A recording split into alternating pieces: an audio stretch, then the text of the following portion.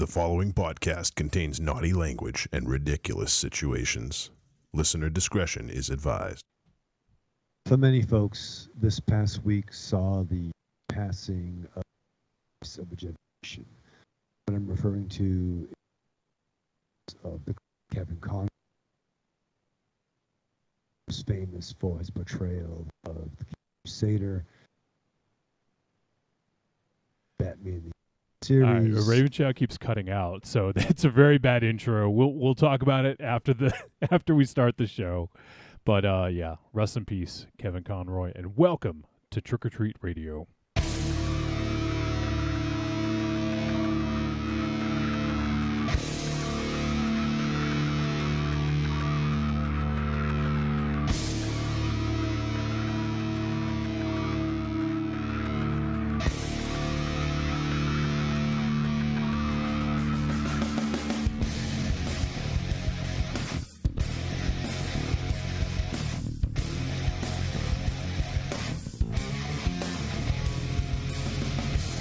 Welcome to episode 538 of Trick or Treat Radio. Trick or Treat Radio is the world's most dangerous podcast and is recorded in front of an undead studio audience here at Castle Wolfenstein. Also at the Lair of Lost Swag within the Raven Chateau. Also the Lair of the Gods. We are live on episode 538. And Raven Shadow, I know you're mad. You can't be mad at me. Aries, did you hear him breaking up in the intro? Yeah, it was very hard to understand what you were It was saying. like literally every three or four words. So it was brutal, man. I couldn't keep it going. I'm sorry to interrupt. All right, is it bad now? It's better because you're talking. You're doing that somber voice in the side of the microphone, and it doesn't pick up all your words sometimes. Well, my hello. I told you you're fine now because you're talking in your normal voice. All right, well, I was having some, can I try to, well, all right, fine. Yeah, you can do it again, but do it in normal voice. Don't, I know you're downtrodden and it's a shitty thing that happened, but, you're like, we love, blah, blah, blah, blah. That's like what it sounded like. All right, well, you were kind of cutting out too when I said that when you heard me. All right, well, it sucks, fine, then can I just, all right. Do it. Some folks feel they lost the voice of a generation in the passing of the great Kevin Conroy, most famous for his portrayal of the Dark Knight during the Batman the animated series in the early 90s and other subsequent incarnations. Rest in peace, Dark Knight. May your signals shine bright and continue to inspire and entertain those that will come for many fucking generations, and also some too folks who will read the books and hear your voice when they would read the printed page. I'm all over the place. It's very upsetting. Technology sucks. Welcome to Trick or Treat Radio, I guess.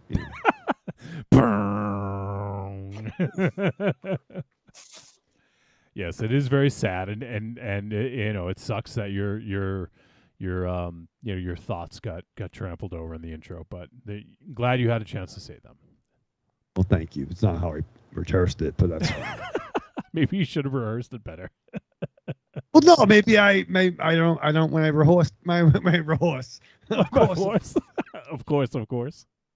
Yeah. When I rehearse down by the bar, there's no fucking technical difficulties. Well, rehearse louder. Yeah. No. Yeah. All right, it's fine. Do it, like at whatever level you did it times 5 at least, okay? All right, fine. So by next time a legend dies, I will fucking enunciate and project more. Sorry. Yes. Well, yeah, at the rate we're going, it'll be next week. It's true. I feel like it's like Final Destination. Like everyone's gonna be careful. Like everyone's just like sit on their hands. Don't fucking operate heavy machinery. Don't drive on the highway behind giant, fucking lumber toting trucks. Just be careful. Yes, be very careful. That's the moral of the story. All right. Well, it sucks. It sucks that fucking Kevin Conroy passed away. Yeah, as you said, he was most people's Batman. You know, like when you talk about like, oh, who's your Batman? Is it Keaton? Is it Bale? Is it Affleck? You know, or is it Pattinson? You know, like everyone's got. Or there's other Batman, but those are the cinematic Batman. But everyone's got their sort of number one pick. But I would say for a lot of us, I don't want to speak for the other guys like Raven Shadow might do, but Kevin Conroy is probably collectively all of our Batmans. Like if we were to think about who embodies the role more than anybody else, it's probably him because the animated series was fucking amazing and was groundbreaking in a lot of ways and had so many great stories and was beloved and like it I forget how many years it lasted. It wasn't a significant amount of time, but he's played Batman, in various different projects, not just that, but I would say he is the Batman to a lot of people. Yeah, if his voice isn't what you hear when someone says Batman, you are wrong. I'm sorry. He is the voice of Batman. He nailed it, both tone and the just everything about it. Like that is Batman. I would agree. He could have physically been like more. I mean, he did it in that one Smallville, but if he physically could have been more of the presence, he would have been a perfect on-screen Batman.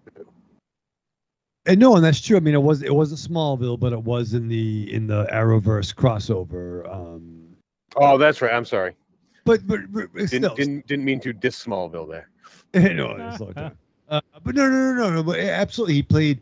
I believe only Kevin Conroy and Adam West were the only people to portray a animated in a live action version of the character. But right, I mean, like from 1991, 92, I believe I was 15 when the animated series first started, and I'm 45 now. And so, but like his voice, and I started actually rewatching the first season on HBO Max, and goddamn, that show fucking still holds up. Especially if you think about what was going on in comics at that time, where that was like the starting of the ponytails and pouches and cross hatching and stuff. Like the animated series was so much streamlined, to basic imagery, and goddamn, it still fucking holds up. Yeah, it's amazing. I haven't seen it in a while, and like since it's been streaming, I haven't watched it. But I used to record a lot of the episodes on VHS and go back and watch them back in the day. So it was something I really really enjoyed quite a bit. Even before I was really into comics, I loved that show. Because I didn't get into comics till I met you guys, like 96 or 7. So Yeah. For me, I bought some here and there, thumbed through them, but didn't read them religiously and hadn't subscribed. But yeah, but still, even then, I watched that show, and it's fucking amazing. I mean, there's so many great stories too, and we've talked to we've had the the pretty cool honor of talking to some people involved with that, like Joe R. Lansdale wrote Right. at least one episode. I think I'm actually not sure. What's just make sure I look up his name, make sure I get it right. There is another author we had on the show. God damn it. Can't remember his last name right now, and I don't want to fuck it up. Anyways, Martin Powell, that's it. Yeah. And I'm pretty sure that Martin Powell had written at least one episode as well. So I'll look it up and see if I can find out. But yeah, I mean, so it's kind of cool that we got a chance to talk to a few folks involved in it, and it was certainly a very important show for a lot of us, in our formative years, I guess. Oh, sure, and it begat from that. It also begat the Superman show, and they had a crossover. And then when it switched networks, I think from Channel 25 or Fox 25 to what was the became CW, they changed the look a little bit, and then obviously he portrayed the Dark Knight in the Justice League show and JLU and various video game adaptations and other DC, standalone movies. I mean, he was the voice of a generation and generations we will show them and they will hear it. Like this dude was the shit. And also recently has found out that he was the first openly gay actor to portray the Dark Knight. And that's rad too. And I didn't know that. Not that anyone really needs to, but there was a DC Pride event this past, I think, fall, where he wrote a story. I'm like, oh, and once again, good for him. But like, the dude was Batman. Like that's the voice that we heard, and I'm totally on board with that line of thinking. Yeah, absolutely. And I actually, it's funny, I didn't know either. But it's kind of, in a way, like it's kind of cool that like it didn't matter, and also, I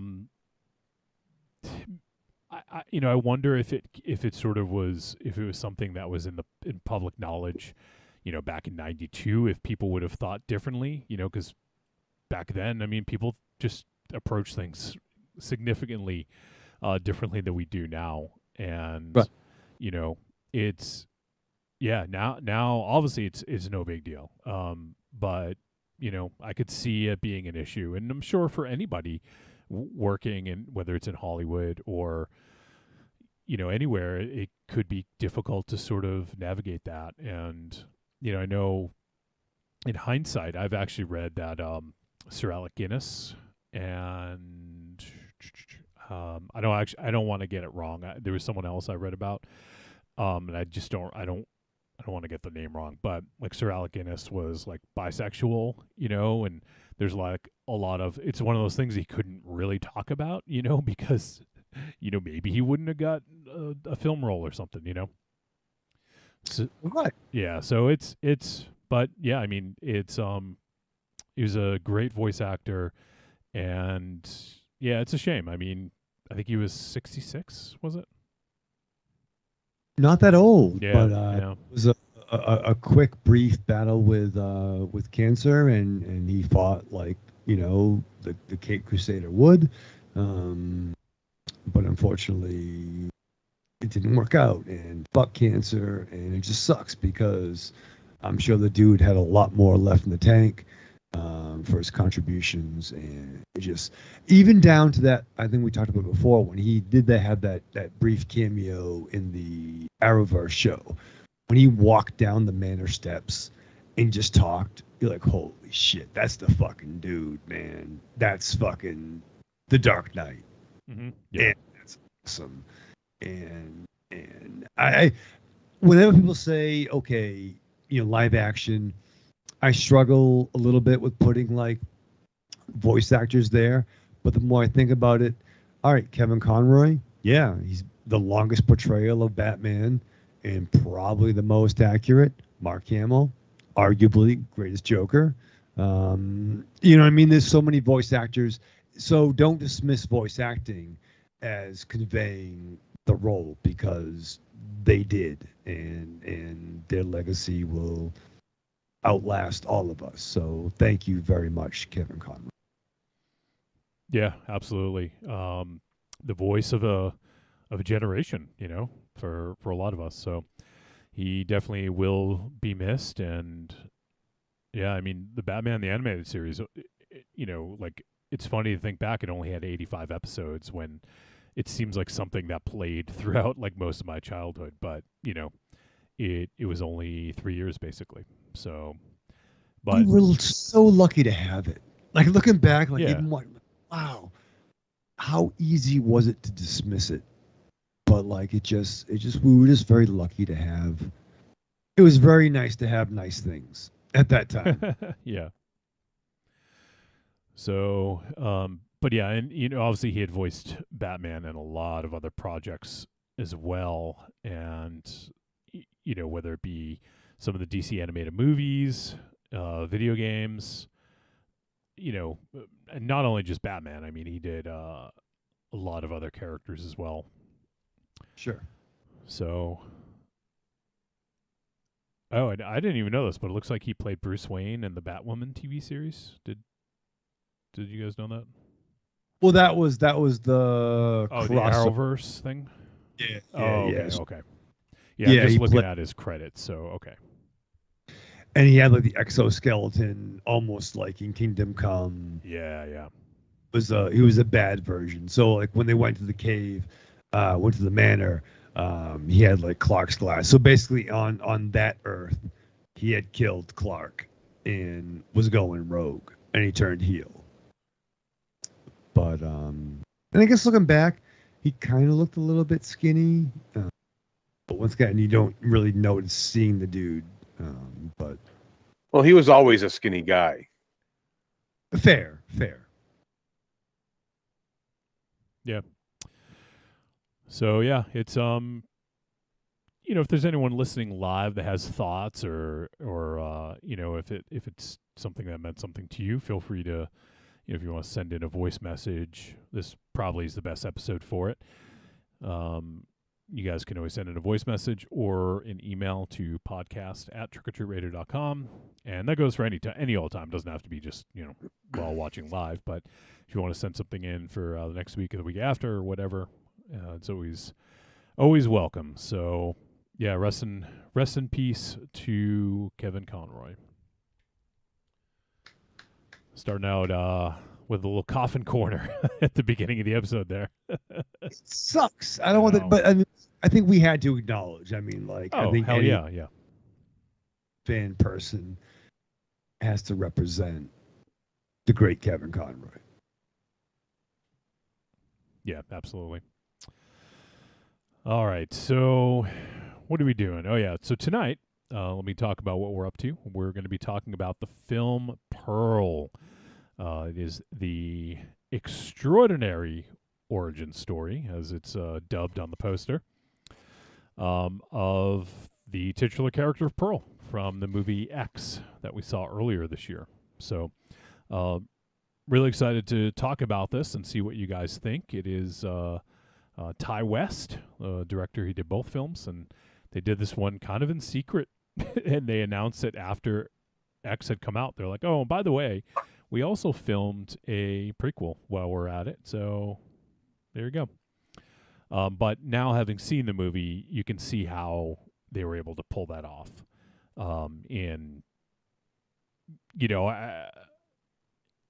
I thought, like, I wasn't quite sure how. I'm like, how the fuck did they do that? But after seeing the movie, I can see a little bit more clearly how they would have pulled that off. So, yeah. All right, we have a couple people hanging out. We got Marion says, "Good evening, gents." Evil Corny says, "Hey guys, what's up? What's up, y'all?" Does anyone say y'all anymore? Do you guys say that? All y'all? Just you. No. I don't really even say it all that much. I just remember my brother used to say all y'all just to be ironic. So it's one of those things.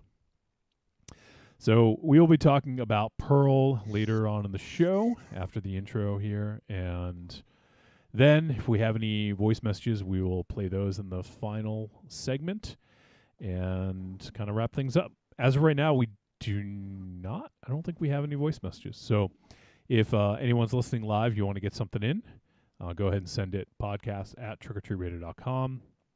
Otherwise, since we were 4 hours last week, I think I would be content with ending a little bit earlier this week. But we got some great feedback on last week's episode that I saw from having Rachel on. So everyone go check out Rachel from Zombie Girls and check out their stuff. All right, I didn't really have anything planned. Do you guys have anything come to mind? Anything interesting you guys wanted to bring up or talk about?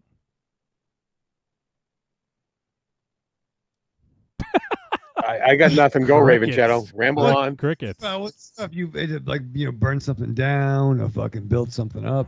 But no, I'm banging through the Cobra Kai on episode 7, and it's fucking. I adore it. It's completely off the rails.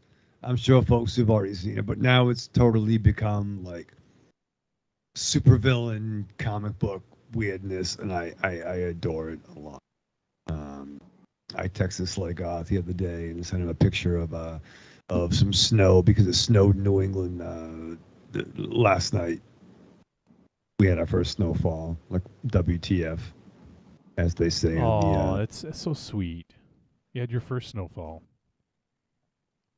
No, well, it's no fucking cicadas like you guys have down in Maryland. No, it's fucking cicada apocalypse, or it was last year, anyways. Yeah. This past summer was okay. The summer before was fucking insane. You literally could not walk like a few feet without like seeing one on the sidewalk, or not just one, like many of them. And actually, so if you follow me on Facebook, you notice that there was a little bit of a Kobe. Who does that? Who follows you on Facebook? Corny and Marion. Maybe a few others, but no.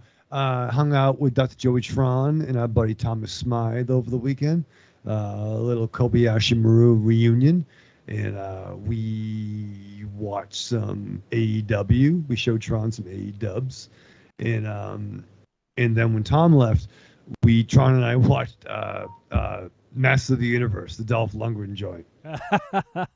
Nice.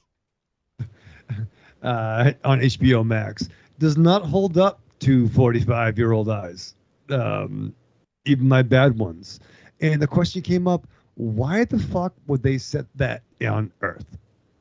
Like, they had a lot. I know there's a lot of shit with, like, what was it? It was Canon Films. I know they would rob from Peter to fucking pay Paul and shit like that. But, like, of all the money they put into Master of the Universe, why set it on Earth?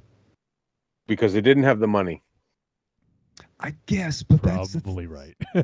That is exactly why they did not have the money. Which is a shame because the movie's not perfect. It's awesome when you're 12, I guess, but like, yeah. Its major problem was Superman's 4 budget was too small. Right, they took. They robbed from Superman 4 to make Masters of the Universe. Right. They should have robbed even more. Yeah, well, Superman's 4's budget was too small, so they could not place it on Eternia. They had to place it on Earth for a majority of it. But and that's why you don't have Orko. You have that little troll. Yeah, it was actually Billy Barney. Billy Barty. Billy Barty. And they would have like fake characters. Like, it's weird. Like, I get it if their gimmick was to sell additional action figures, but they had like the worst Blade, like a white bald dude named Blade. Like, listen, I know that was years before Wesley Snipes playing the character, but like, what the fuck? You kind of had Beastman. It was just, I like the seriousness of it. Like, who played Evelyn? The great Meg Foster, who was pretty great. You had Frank Langella as Skeletor, who was awesome. But like, yeah. Courtney Cox was in it. Great Courtney Cox was in that. Courtney Cox. Courtney Cox. Multiple Cox. Why do you have to say Cox? It's Courtney Cox. And now we're fucking roboting. God damn it, Raven Shadow. I'm going to smash your computer. Me too. Okay.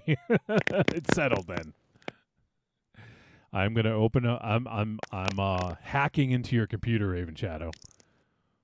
And I'm going to disconnect you and reconnect. Because this is a bunch of bullshit. So, say bye, Raven Shadow.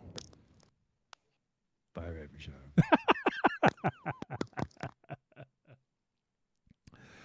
I wish we had Frank Langella on the show instead.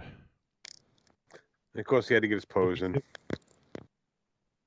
I'm gonna make him hold that pose, so we can freeze on it. All right, so I think he is disconnected now. All right, so any other interesting tidbits about Masters of the Universe series? That's all I could think of. I mean, things like that pop into my head when people say things. Yeah. So unless I have something to bounce off of, I would not have remembered that unless he brought it up. That's just one of those little things that, like, oh yeah, I watched a fucking show and it talked about that. I haven't seen it in I don't even know how long. It's been a long time. Oh yeah, it's been so long. Yeah. Yeah, I wouldn't mind checking it out again to see, Raven Shadow said didn't really hold up as well for him. I'd be kind of curious to check it out. It's amazing that it even got made, to be honest. Oh yeah. I mean, yeah, that's definitely something I'd put on like as background as I'm doing something else to keep on, looking up at and everything else. Yeah. He said HBO, so yeah, I could do that because I have HBO. Rated PG, 1987. Wow. Yeah, I probably haven't seen it since the 90s. I believe it is Masters of the Universe that Dolph Lundgren had the thing where he got 3 shots at his dialogue before they dubbed him or something like that. Wow. Because his English was so horrible, but he came up with a thing like I'm almost positive it was that movie that he got 3 shots at saying the dialogue, and then they, whatever, and then if it wasn't good, they'd dub him with someone else. Like individual lines or the whole thing? Lines, individual lines. Wow. Which, if that's like bouncing back and forth between him and someone else, like I don't remember like a difference in tone or anything. Yeah, I mean, I wouldn't have paid attention to that back then. So no, I haven't seen it since I learned that fact. So that'd be something I would try to pay attention to as I'm watching it. Yeah. That's amazing. Oh man. All right. So let's see. We got Raven Shadow. All right. I got his computer back up and running. Let me go ahead and reconnect with him. What are the chances he is sitting down? Still in that pose? Yeah.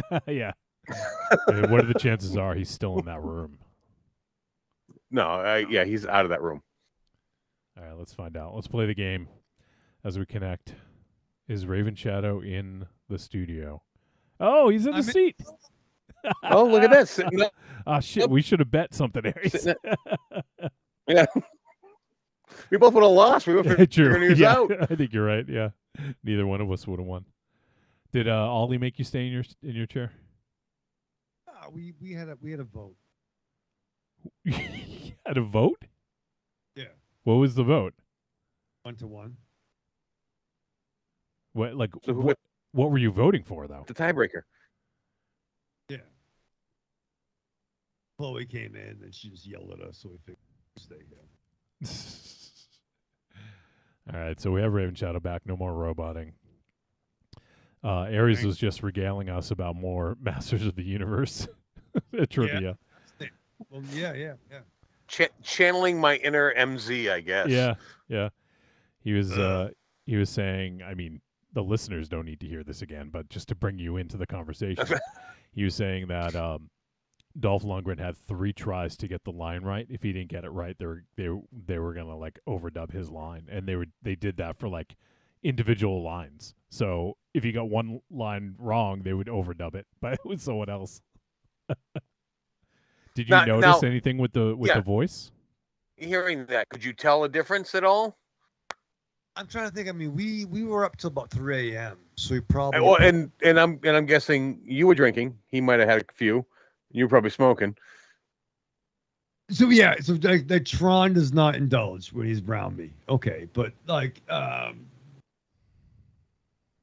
I'm saying we were feeling warmed up for the Masters of the Universe after watching the AEW pay-per-view, but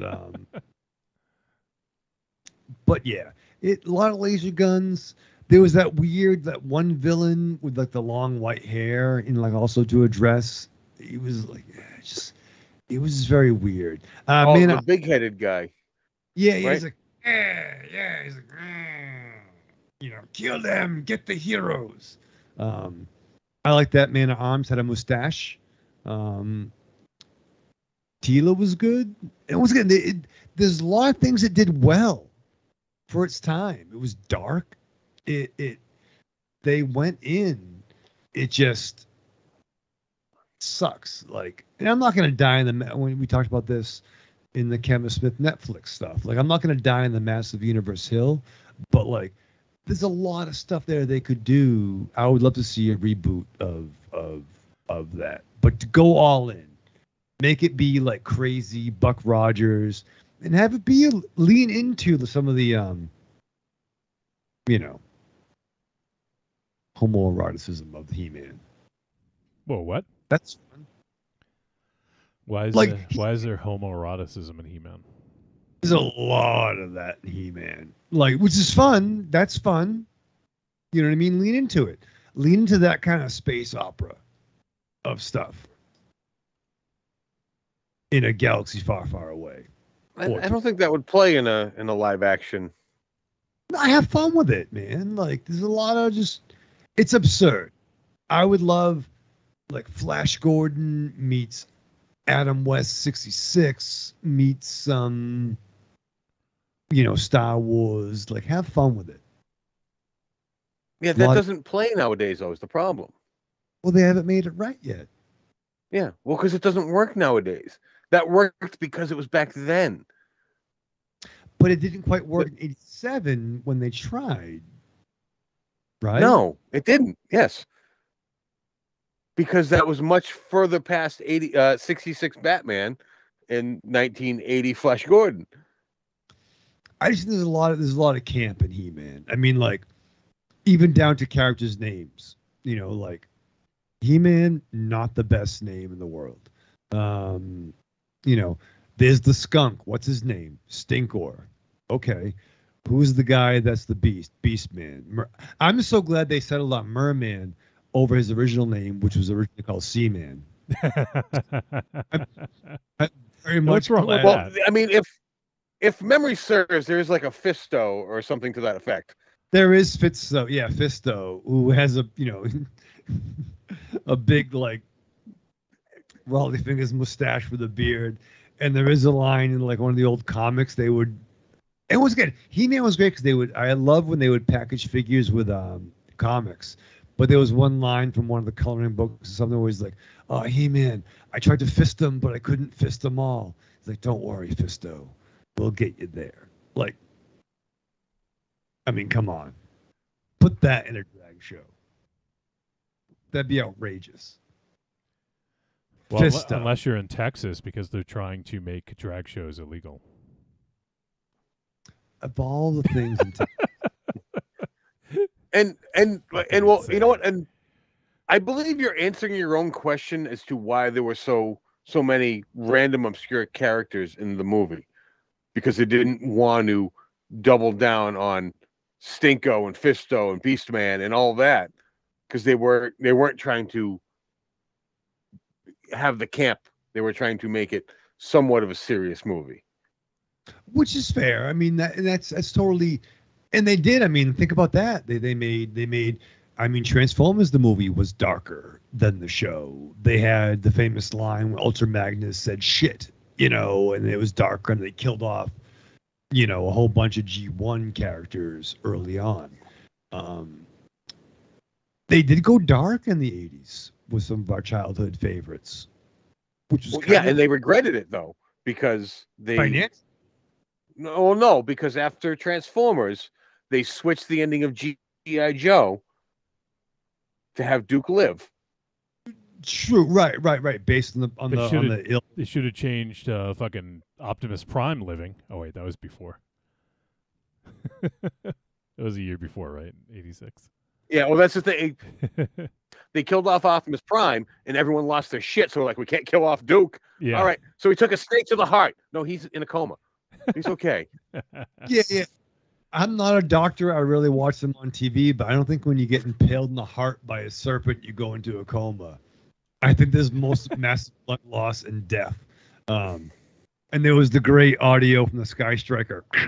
Duke's okay. Yeah. That's not how it worked. But fair. But they on one hand though, we grew up in that era, and it was they went in on dark, and maybe it wasn't financially successful, but like my mom took me to go see Transformers the movie in theaters, and I was having a hard time when Prime died. I lost it when fucking Duke was impaled in the heart with a fucking serpent. Impaled by a serpent. Yeah. Cobra La was It's stupid. ridiculous. How's that for your childhood? Our kids. I mean, I guess I wouldn't really know, but are kids' movies like as dark and depressing these days as they were for us? I know that was sort of like the thesis that you brought up, but Thank you. Yes. Well, to some extent, they are depressing. They're not as dark. I mean, I believe Pixar is fueled by tears. Because every Pixar movie, you will fucking cry in it. I mean, so it's What was that one Marion showed me? Up. up. Oh yeah, That fucking heartless if you're not crying in that motherfucker. Oh, I fucking ball. But once again, a little film called Watership Down, sir. I was just about to say that. Yeah, like Watership Down, and what was that other one that Josh made us do about the? Oh, I didn't the see dogs. that fucking Plague Dogs. Plague Dogs. Fuck you, Josh. You didn't watch it? I think I was sick that day. I love you, Josh, but I ain't watching fucking Plague Dogs, bro. Yeah, it's pretty hardcore. Watership Down, dude. Not fuck anybody we know, but like fuck you, entertainment industry for thinking that. Oh, this is a little funny happy adventure movie about bunnies. Nope. Nope. Nope, not at all. Oh, not at all. Oh, speaking of, I guess it's not really children's show, but talking about things making you cry. I'm not going to give too much away, and this is not in any way a spoiler, but there's something that happened on the latest episode of Andor where Droid made me like fucking start to tear up. It's Sure. That show is fucking great, and there's only one more episode left, and I can't wait for it next week. Jesus, I thought it was done. How many episodes are there? 12 total. There's one more. 12 total. Okay, Yep. I think I'm halfway there. 11 hit yesterday. Oh, Raven Shadow left the room. What was the last thing? What happened in the episode you just watched? Oh, I don't remember. It was the attack. Was it the heist? Yeah, the heist. Okay, Yeah. okay. That's all I need to say. I'm Okay, gonna yeah. listen. No, it was good. That I was loved awesome, yeah. What, it. Raven Sorry, Shadow? we were trying to cram spoilers while you were out of the room. Yeah, and then you came in and we had to stop. Don't spoilers. Come and listen on Friday. Ollie was running amok. I had to throw a fucking baby. He only I don't- said what happened like at the very end. Like it. No, I'm just kidding. He talked about which Yeah, well- episode it was, and it's not a spoiler whatsoever. Yeah, it's fucking Because Luke it's what show up. they're building up to it. So yeah. That's my goal. I'm gonna watch that on Sunday after Thanksgiving. Sunday after Thanksgiving? Yeah. You're going to watch the entirety of Andor on the Sunday after Thanksgiving. Probably 5 episodes. Probably 3. No, probably 2. Probably. One thing I will say is watch the first 3 in one sitting if you can. I feel like they go really well together, and there's a reason why they release 3 at a time on the first day. So I'm looking forward to it. I'm going to finish Cobra Kai and then jump right into you Andor. haven't fucking finished Cobra Kai? Motherfucker, I'm on Next the season's episode. about to come out. The fuck? Really? Just kidding. No. It's just really, I'm really concerned by these fucking middle-aged men who are running amok in the valley. Like really, like the authorities should really be involved at this point.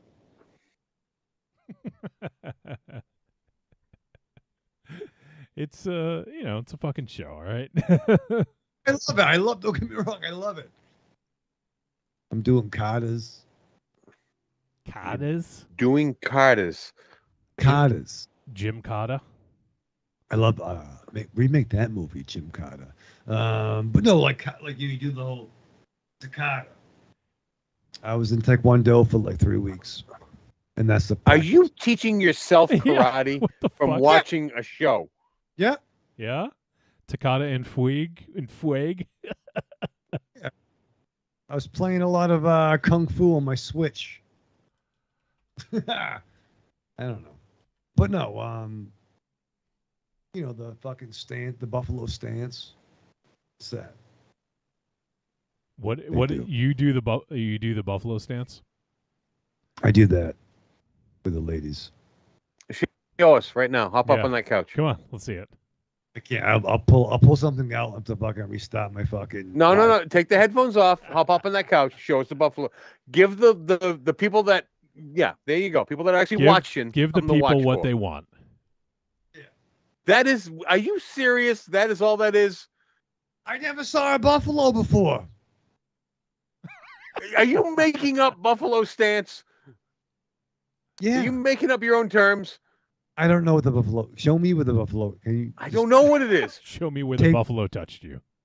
I didn't watch Cobra Kai, so I did not learn from a TV show, so I don't know. Take your Bruin sweatshirt off and show me the buffalo stance. I don't know. Show me the Mark Ruffalo stance. Show me the buffalo stance.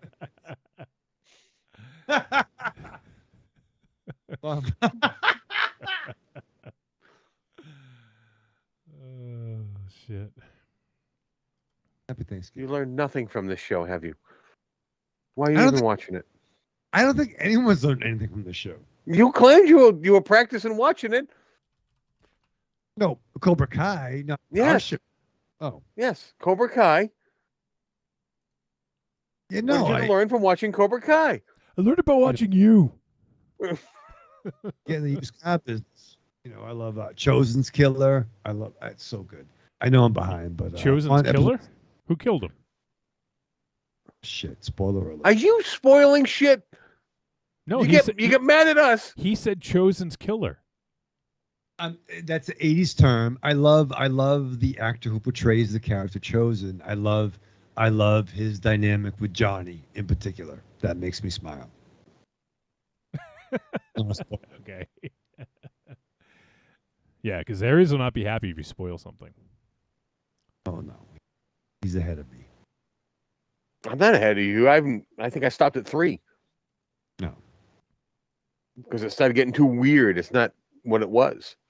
no, it's gonna get weirder, brother. Yeah. Well, guess what? That's why I stopped watching. It's so much fun. I just love it. I mark out.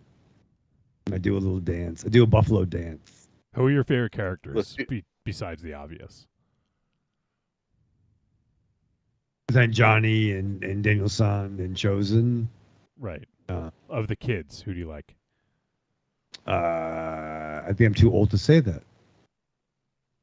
Huh? Oh, God damn it. No, no. I like Hawk. Hawk's killer. I like that. I don't You want like to spoil it. You like Stingray? Nah, Stingray's kind of a D. But no, I like the little kid, the not Hawk, and Not Hawk. not Hawk. I like Johnny's son, who could probably be the best Dick Grayson that's not on camera yet. He's great. Robbie Keane. Yeah, Robbie Keane. He's so handsome. What about Miguel? Do you like Miguel? Yeah, Miguel's killer. Miguel's killer too. Do you know who Miguel is playing in DC universe? He's playing the third iteration of Blue Beetle, Yeah. Jaime Reyes. Yeah. Which while I don't love the character, I'm totally down with him playing that role. I think he'd be killer in that. So that's good for him. Yeah, he's so good. I love his mom. His mom's pretty awesome. Jesus Christ. What? You're like how much you like people is completely dependent upon how hot you find them. Well, I find Miguel really hot. I find his mom. So take what you want from that. All right. Well, hey, it's nice to talk about Cobra Kai, even though it fucking ended like 2 months ago. All right. Well, glad you're catching up. Yeah. Well, Aries was hot. I liked him when he was hot too. It was? You don't think he is anymore? Still is hot, but different kind of hot. All right. Well, this we should probably wrap this shit up before we get further down this. Before it gets weird. Yeah, before it gets weirder. Let me see in the chat room. Courtney says Courtney Cox is from Birmingham, Alabama. Show some respect. You put some respect on those words, Raven Shadow. Big ups to Alabama. And then he says, I saw Masters of the Universe in the theater, and I didn't think it was any good back when I was 11. Ooh. And he said he was more disturbed that Cobra Commander was turned into a snake and Roadblock was blinded in G.I. Joe the movie. I forgot about Roadblock. Yeah.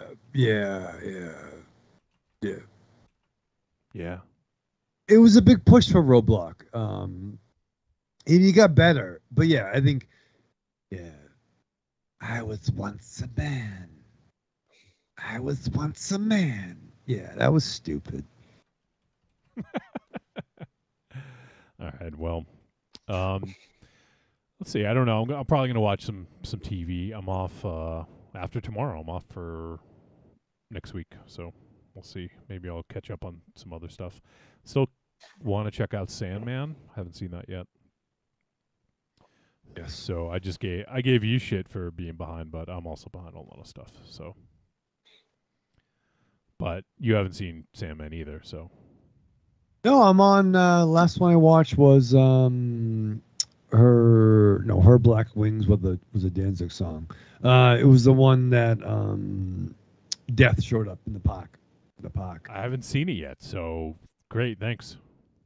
Spoiler Death, alert. Death shows up, and when Sandman is in a park, when Morpheus is in a park, I'm gonna fucking know now. Thanks. Well, what gave it away? The source material? I mean, to be fair. I'm not very familiar with the source material, so. All right, well, spoiler alert. It's fine. It doesn't ruin it. But I watched the Death episode. Don't get your britches in a bunch. Well, maybe I'll just tell you what happens in Andor. Shit! What does he? Does he die? He dies. He dies at the end of Rogue One. The planet blows up. What the fuck? And also Jyn Erso, she also dies. Gin and juice. I was gonna say something else, but I just completely lost track. Something about some other show I was gonna watch. I don't know. Whatever. Anyways, speaking of shows, Raven Shadow and I, we recorded a Patreon exclusive show this past week, and I unfortunately haven't been able to put it out yet because I had a fucking crazy ass week because I'm off next week, so I had to get all my shit in. But the audio is ready to go. I just got to do the Patreon post, so I'll get to it tomorrow most likely, or Saturday at the latest. So I'll get that out in a couple days here. And yeah, so Raven Shadow, want to tell the folks what we talked about, if you remember? I do. In preparation for the holiday, whether you celebrate, if you're into, but I think November, what John and I discussed was about comfort. It's getting colder out. You want some blankets. You want some fire. Some blanklets? Blanklets. You want some fire in the fireplace. You want comfort.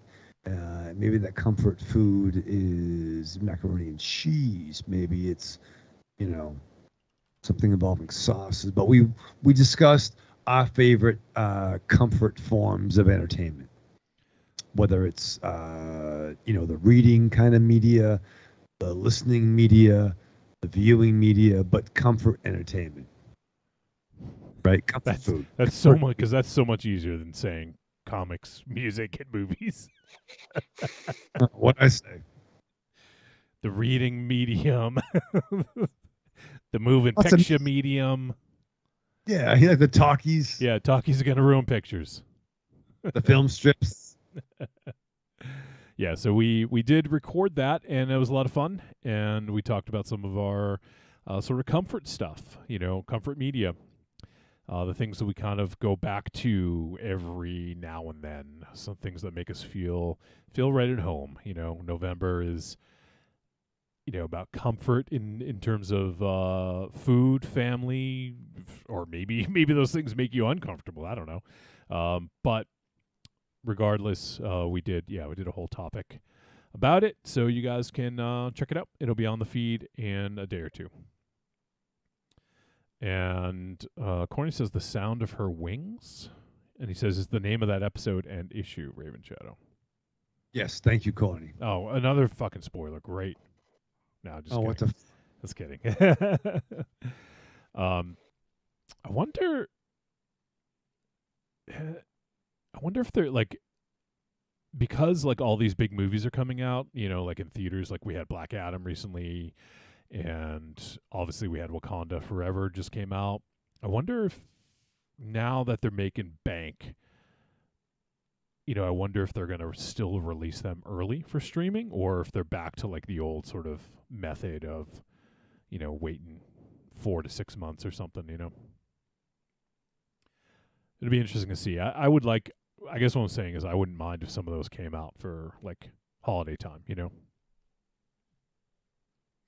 Which You mean streaming in holiday time? Yeah. Like it'd be nice to see Black Adam on HBO Max or something like that for the holidays, Yeah. Oh no, I'm not going to argue with that, because I'm still very pick and choose as to what I'll see in the theater. I do want to try to see Black Panther if I can sneak away from work for a matinee. But Black Adam, yeah, I'm definitely waiting for HBO for that one. So Yeah. the sooner the better for me. Yeah, it'll be interesting because I shared this with you guys, but James Gunn, who is now one of the heads of what are they calling it? DC, DC, is it the DCU now? I think Marvel, like just like the MCU, it's the DC DC Universe. I don't know. I think they changed the name of it, but whatever. James Gunn now is one of the guys in charge, and so apparently they got some interesting stuff coming. He tweeted out a picture of Mr. Terrific the other day, which no context, nothing else, just posted it. So, he's pretty social media savvy. He could be kind of taking the temperature on the character or teasing something. But with Black Adam, apparently they did introduce some of the JSA characters, so I could see something, something coming with the Justice Society of America. And I love a lot of things about James Gunn, but the dude seems to have a fucking knowledge of like obscure shit. Like he has some deep dives into some weird characters, and yep. Most of our friends are huge Michael Holt, aka Mrs. Terrific, the second incarnation of Mrs. Terrific, and I'm a huge mark for the character. The third smartest man in the world. Which when you say they're like, well, who's the first two? Doesn't fucking matter. Mrs. Terrific is the shit. But still, even with that gimmick and hindrance, I love the character so much. Yeah, it's I'm not familiar with the original version, but I do quite enjoy the one. Let's see, I guess it was did James Gunn create that? Not James Gunn, sorry. Oh my God. James Robinson. It wasn't Robinson. Okay. But it's around that time that he was doing the JSA. He took, I want to say Peter Milligan, maybe. He actually, Michael Holt appeared in the Spectre series, the one that you read, Wolfie. Okay, yeah. I remember that. Yep. The Ostrander, is it James Ostrander? John Ostrander? Ostrander, I think. And he appeared in that run. And then Peter Milligan actually created the third Dr. Midnight in Peter Cross. And they were both brought into the Jeff Johns JSA. Yeah, so Michael Holt appeared in that era of. You might even have it as his first appearance because you bought a bunch of that Spectre run. Tom Mandrake did the artwork for that time, and yeah, you're right. It was Spectre, Volume 3, Issue 54 from June '97, created by John Ostrander and Tom Mandrake. Yep. Okay. Terry Sloan, was that the first Mr. Terrific? But basically in both incarnations, they were the perfect Olympic athlete, but they were like doctors and scientists and shit like that. I think Michael Holt, his wife died. He couldn't save his wife, but he became a linchpin in Jeff Johns and James Robinson's JSA incarnations. Yeah, Terry Sloan. Yeah, and then Michael Holt. Yep. Okay. Yeah. See, I remember things. And I remember our buddy Double D dressed as Mr. Terrific back at our party that we talked about, that one show that we put on in like, what, 99 or 2001 or 2 or something like that? I forget. Yeah, the multiverse of it was a multiverse of madness. It's a madness, but yeah, the great picture of you Double D was Mr. Terrific, and you were Wesley Dodds. Yeah, Golden Age Sandman. Yep. Which is killer. All right. Well, I started to do the Patreon shit, and then we got carried away. But so let's get back to that. So if you guys want to hear that episode and all the other Patreon exclusive episodes, you can find us on Patreon. You can go to patreon.trickortreatradio.com. It'll bring you right there. And you can join for as little as $2 a month. And goes up from there. And in addition, there are some other perks and things you can get in on. We have a Patreon takeover coming up in 2 weeks. 2 weeks, yep. It's all planned out.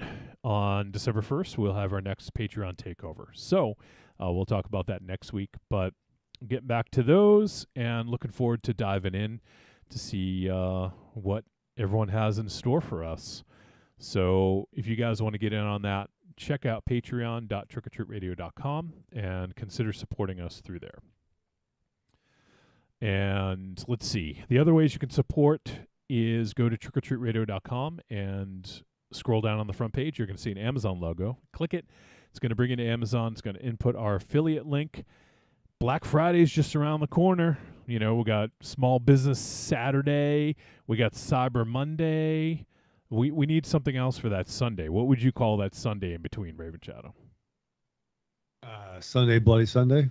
Sure. Yeah. I mean, after we got Blackout Friday. Black Friday. We got Small Business Saturday, Sunday, Bloody Sunday, and then Cyber Monday. So there you go. But yeah, lots of gift giving opportunities, or just fucking buy something for yourself. But you know what? If you're using Amazon, use our link because we get a little cut. It's a little tiny cut. Small percentage, but it adds up. It doesn't cost them any extra though, Raven Shadow. But it's another way to help deck the halls.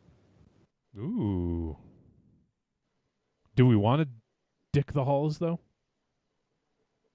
Dick the halls? Yeah. You want to dick the halls? Is that what you're saying? Oh, Dan. Dick the halls. La, la, la. Oh, man. Yeah, so you can use that, or the final way you can help support is on trickortreatradio.com as well. Click on store. It's going to bring you to our digital storefront, and there you can go ahead and buy the greatest hits of Trick or Treat Radio, volumes 1 through 3. And you know what? If you're looking for a gift for somebody, they've never listened to Trick or Treat Radio, you've been telling them about it, just buy them the greatest hits. Why not, right? And, send it to them in a virtual box. Wrap it up tight, little bow, send it to them. So there you go. That's all your gift giving. You can get it right there on trickortreatradio.com. And Corny says all that knowledge, and he still can't find his copy of Casablanca. What knowledge? A good point. And one more thing about Patreon to go back on. We talked about this on Blackout Friday. That is a week from tomorrow, Friday, November 25th, around 8 p.m. Eastern Standard Time. We are doing a Blackout Friday double feature. We're going to do a watch along around 8 p.m. We'll figure out all the details of that coming up here. Look for some information on Discord and also potentially some votes. So keep an eye on that. And then following the watch along, we will be doing the blackout tapes. Raven Shadow will be hosting another blackout tapes. And you know, it's Blackout Friday. Maybe you're doing some shopping. You know what? At night, you just fucking unwind. Raven Shadow, what should they bring with them? Fucking crack a beer or whatever your beverage of choice. Take off your pants. Get comfortable. Put a cushion on the couch. Get a lasagna. Get a lasagna. Maybe it's Stouffer's, or maybe you can, ask mom to make it for you. Whatever comes first. But just rear back, gear down, and get ready to talk all raw. Wow. Can you remember that? That's pretty good. I'll listen to it tomorrow. And I'll Did you say write it down. rear back? Rear back. Oh, rear back. Rear back. Gear down. And Gear get ready, down. and get ready to talk all raw. Yeah. Gear down and get ready to talk all raw. Okay. Yeah. Wait. Rear back? How do you say that? Rare back. Rare? Rare. Like a rare back? I'm not sure what. I think it's rear. I think it's rear back. I don't think you want a rear back. Is that really a term? Rear back? I think. I'm not positive, but it sounds better than rare back because that sounds like you're eating undercooked ribs. I want my undercooked ribs. What? I want my undercook. Chili's botulism sauce. Botulism sauce.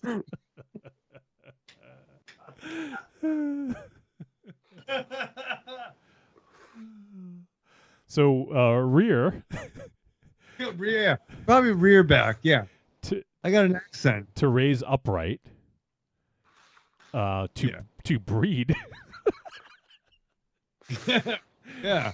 To cause plants to grow, or to cause to rise up on the hind legs.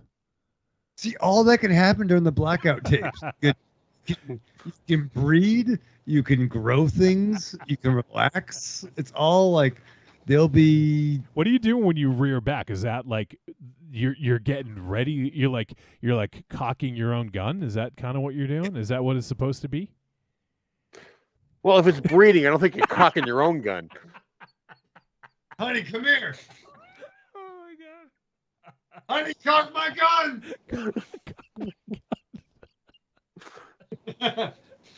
Where you going? Don't reverse those words.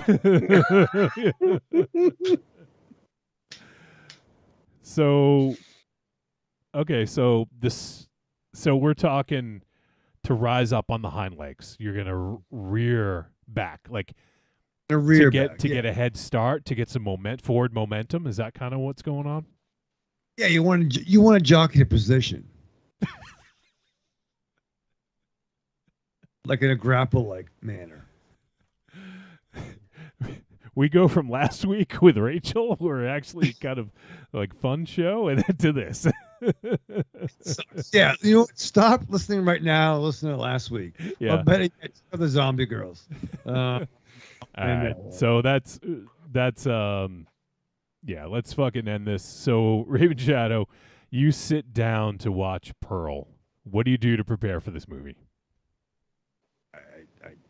At this point, I think we already said what we fucking did and did bad things. I went to a We established when you whisper, we can't hear you. God damn it. So you better believe, if how do you solve for X? You can't solve for X. X gonna give it to you, and this is the prequel. So you better believe I checked out Pearl and strapped on. You go through your week with the same old routine.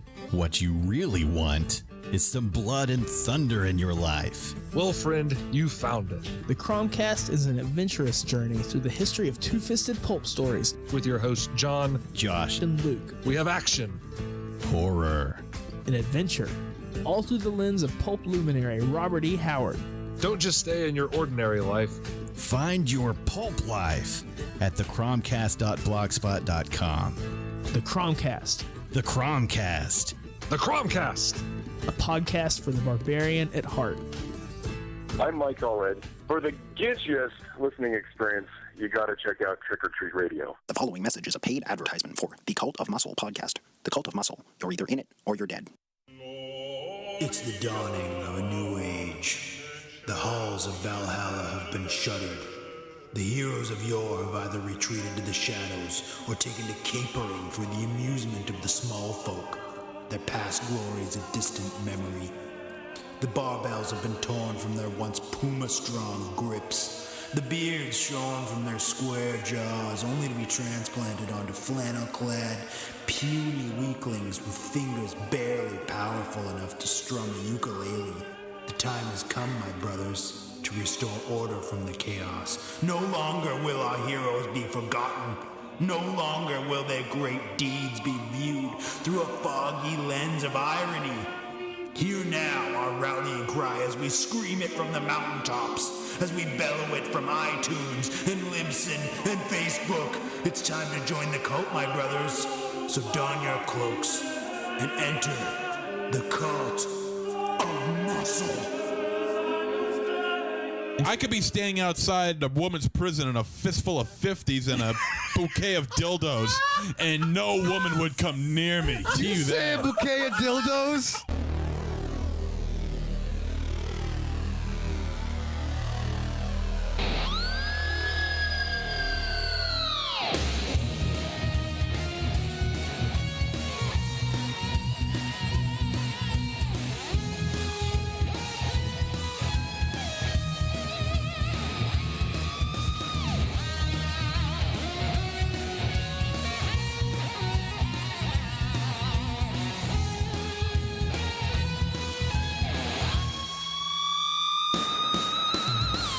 All right, we are back here on Trick or Treat Radio, and it's time to talk about our feature film this week, and we will be discussing the film Pearl.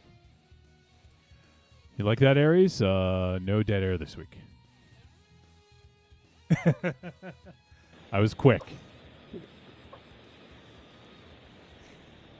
All right, so let's dive in. We're going to talk about Pearl from 2022. This film is rated R, and it is 103 minutes. And let's see, it is directed by Ty West. Oops, I hit the wrong button. It is directed by Ty West, and it is written by Mia Goth, and based on characters created by Ty West. And the film stars Mia Goth, David Cornsweet, Tandy Wright, Matthew Sunderland, Emma Jenkins Purro, and let's see, and Alistair Sewell. And the synopsis: in 1918, a young woman on the brink of madness pursues stardom in a desperate attempt to escape the drudgery, isolation, and lovelessness of life on her parents' farm.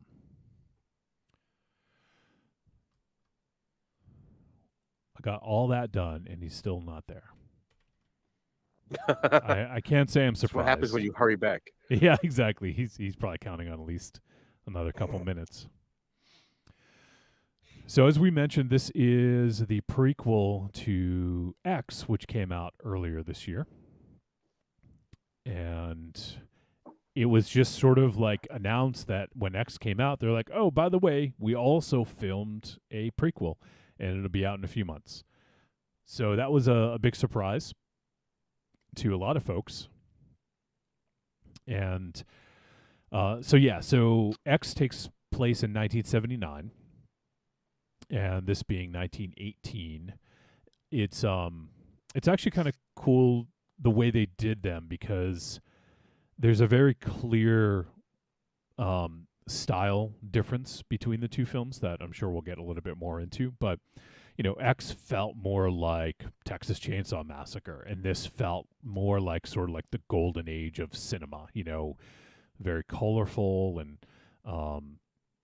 but still in some regards depressing, because, back in 1918, it wasn't, it was a little depressing to live back then. So, and I feel like they presented that in a really interesting way. So, yeah, I'm curious to see what you guys think of this. But yeah, this one just kind of came like we said, just all of a sudden they're like, hey, we filmed a prequel, it's coming out soon. And having seen both films now, I can see exactly how they were able to make that happen.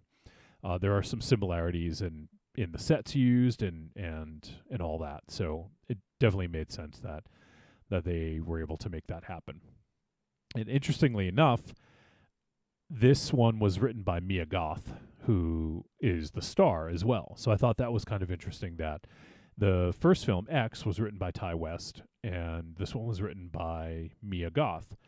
So I don't know if maybe they wrote them around the same time. I'm not sure how that all kind of happened. I'd love to kind of get to the bottom of that and find out how they sort of like got these both, together. And I wonder if one came first and they're like, oh, we should tell the origin story of this character, or if it just kind of like fell into their laps. I don't know. But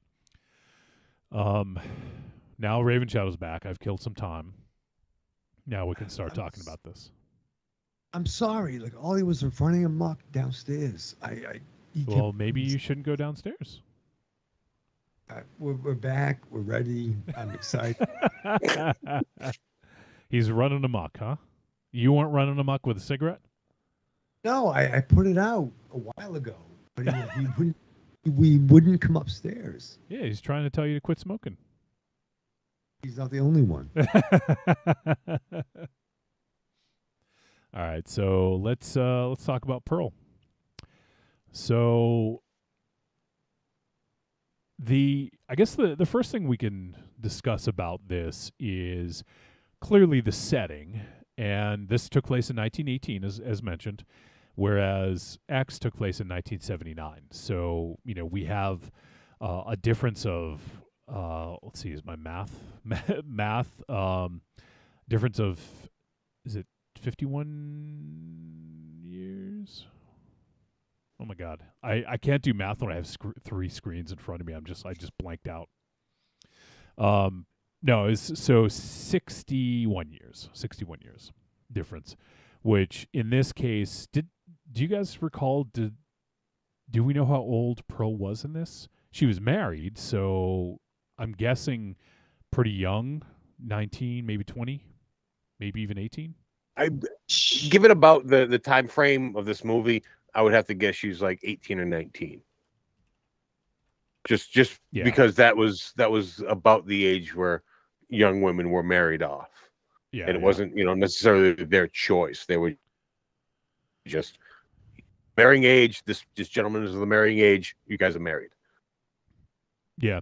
And I wasn't, it was kind of difficult because in this, Mia Goth, the character of Pearl, plays, I think, younger than you would think, right? Like, when I first saw her, I thought she was maybe like a 16-year-old, She looks really young.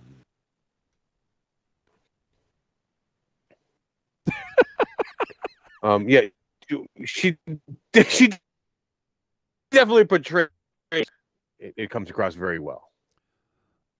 Yeah, and so I think it's interesting as she plays what seems like a little bit younger than she is, but I think that makes sense with the character being, kind of a troubled character. And I'm kind of curious. I mean, I guess we'll get more into it as we kind of move through the discussion, but she talks about something being wrong with her. And, I can't pretend to know what it was like to live in 1918 and, like with the World War I and, interesting that they also had a pandemic at the time. And go ahead. This would have been the Spanish flu. Is that a thing? Is that what it was? Think. Yeah, it's known as the Spanish flu, but it was just influenza, I believe. But I mean, right from the jump, and especially the time that it was made, wearing the masks and going into places, obviously, resonates to a modern audience, even with it being set so far, like in like the Dust Bowl, right? This is like almost like of Mice and Men territory, like that time frame, where everything's shitty. I'm just to interrupt real quick. I'm reading on the CDC website here that in 1918, the 1918 flu pandemic, it says it is estimated that about 500 million people, or 1/3 of the world's population, became infected with the virus. The number of deaths was estimated to be at least 50 million worldwide, with about 675,000 occurring in the United States. Mortality was high in people younger than 5 years old, 20 to 40 years old, and 65 years and older. The high mortality in healthy people, including those in the 20 to 40 year age group, was a unique feature of this pandemic. So, yeah, it's crazy because pandemics are still, at this point, they're kind of old hat to us now, unfortunately, but prior to 2020, we wouldn't know what it was like to live through a pandemic, but reading about this, it's not too dissimilar. Obviously, medicine and science was not quite where it is now. So it's interesting to kind of go back and kind of look at things and how they were different over 100 years ago, and yeah, it's pretty nuts. It's funny to imagine like now when like science is kind of a thing. Science has been around. It's kind of a thing. Like science has kind of been around at least since we were kids, and people were like, "Nope, I don't believe in your science. I want to go to a tractor pull." I think you are generalizing a bit there. Well, it's not just people who go to tractor pulls. Believe me. No, I'm having fun, but like we have science now, and people are. I'm sorry to say this, but are still dummies. So I'm pretty confident. Like in 1918, they were even more dummies, right? Well, it's hard to say. I would imagine so, but there's without internet. I'm sure a lot of these conspiracy theories wouldn't get spread the way they do now. Maybe people were resistant to science. I don't. It's hard to say because I don't know where science was at that time in terms of medical science, but it might have been back when they would still give you cocaine to fucking cure your addiction. Yeah, a little cocaine in the gums. It's like, oh, my back molar hurts. Have you tried doing some lines? Okay. I'm not saying I'm not against that. But like, once again, you're not against it? No, I'm not saying I'm not against it. I'm just saying that a doctor's orders is prescription. You know what I mean? Like, yeah. Do fucking 2 rails and call me in the morning. All right. And you can't just. So, anyways, what we're talking about. So, yeah, I don't know when a vaccine became available, even if there even was one back then. Like, that's the thing. I don't even know. I don't think that was a vaccine. I think it was just kind of, Yeah. it ran its course type of thing. Because I mean, back then people didn't, go to raves and all this other stuff that is the super spreaders of nowadays. Like she went to the movies, the movie theater was practically empty. When people kind of self quarantined back then, and it was a lot easier because there wasn't a lot. Like you went into town to do your business. You didn't go into town for entertainment. Right. So, I mean, you saw in the movie, most people were wearing masks because they recognized the problem. When Pearl came back and, she came back with something foreign, leave that outside, that might be covered in germs. Yeah. It was that type of thing. I think people were more self-aware and more cautious because there was no, people nowadays think I get sick, I can get a shot, I can get better. Back then, people get sick, people died. Like it was a little more serious. Yeah. When someone got sick, so people were a little more cautious, even though a lot of people died back then. Yeah, and so I never really even knew, but it looks like vaccines against influenza weren't even available until the 1930s, and they weren't even like largely available in the U.S. until 1945. So yeah, like absolutely during that time in 1918, you either isolated or you got sick potentially if if you're unlucky enough. But it says that with no vaccine to protect against influenza infection and no antibiotics to treat secondary bacterial infections that can be associated with influenza infections, control efforts worldwide were limited to non-pharmaceutical interventions such as isolation, quarantine, good personal hygiene, use of disinfectants, and limitations of public gatherings, which were applied unevenly. So, yeah, I mean, there was no other side. You just couldn't get vaccinated. So I'm sure there weren't really the conspiracy theories probably at the time were, is this man-made?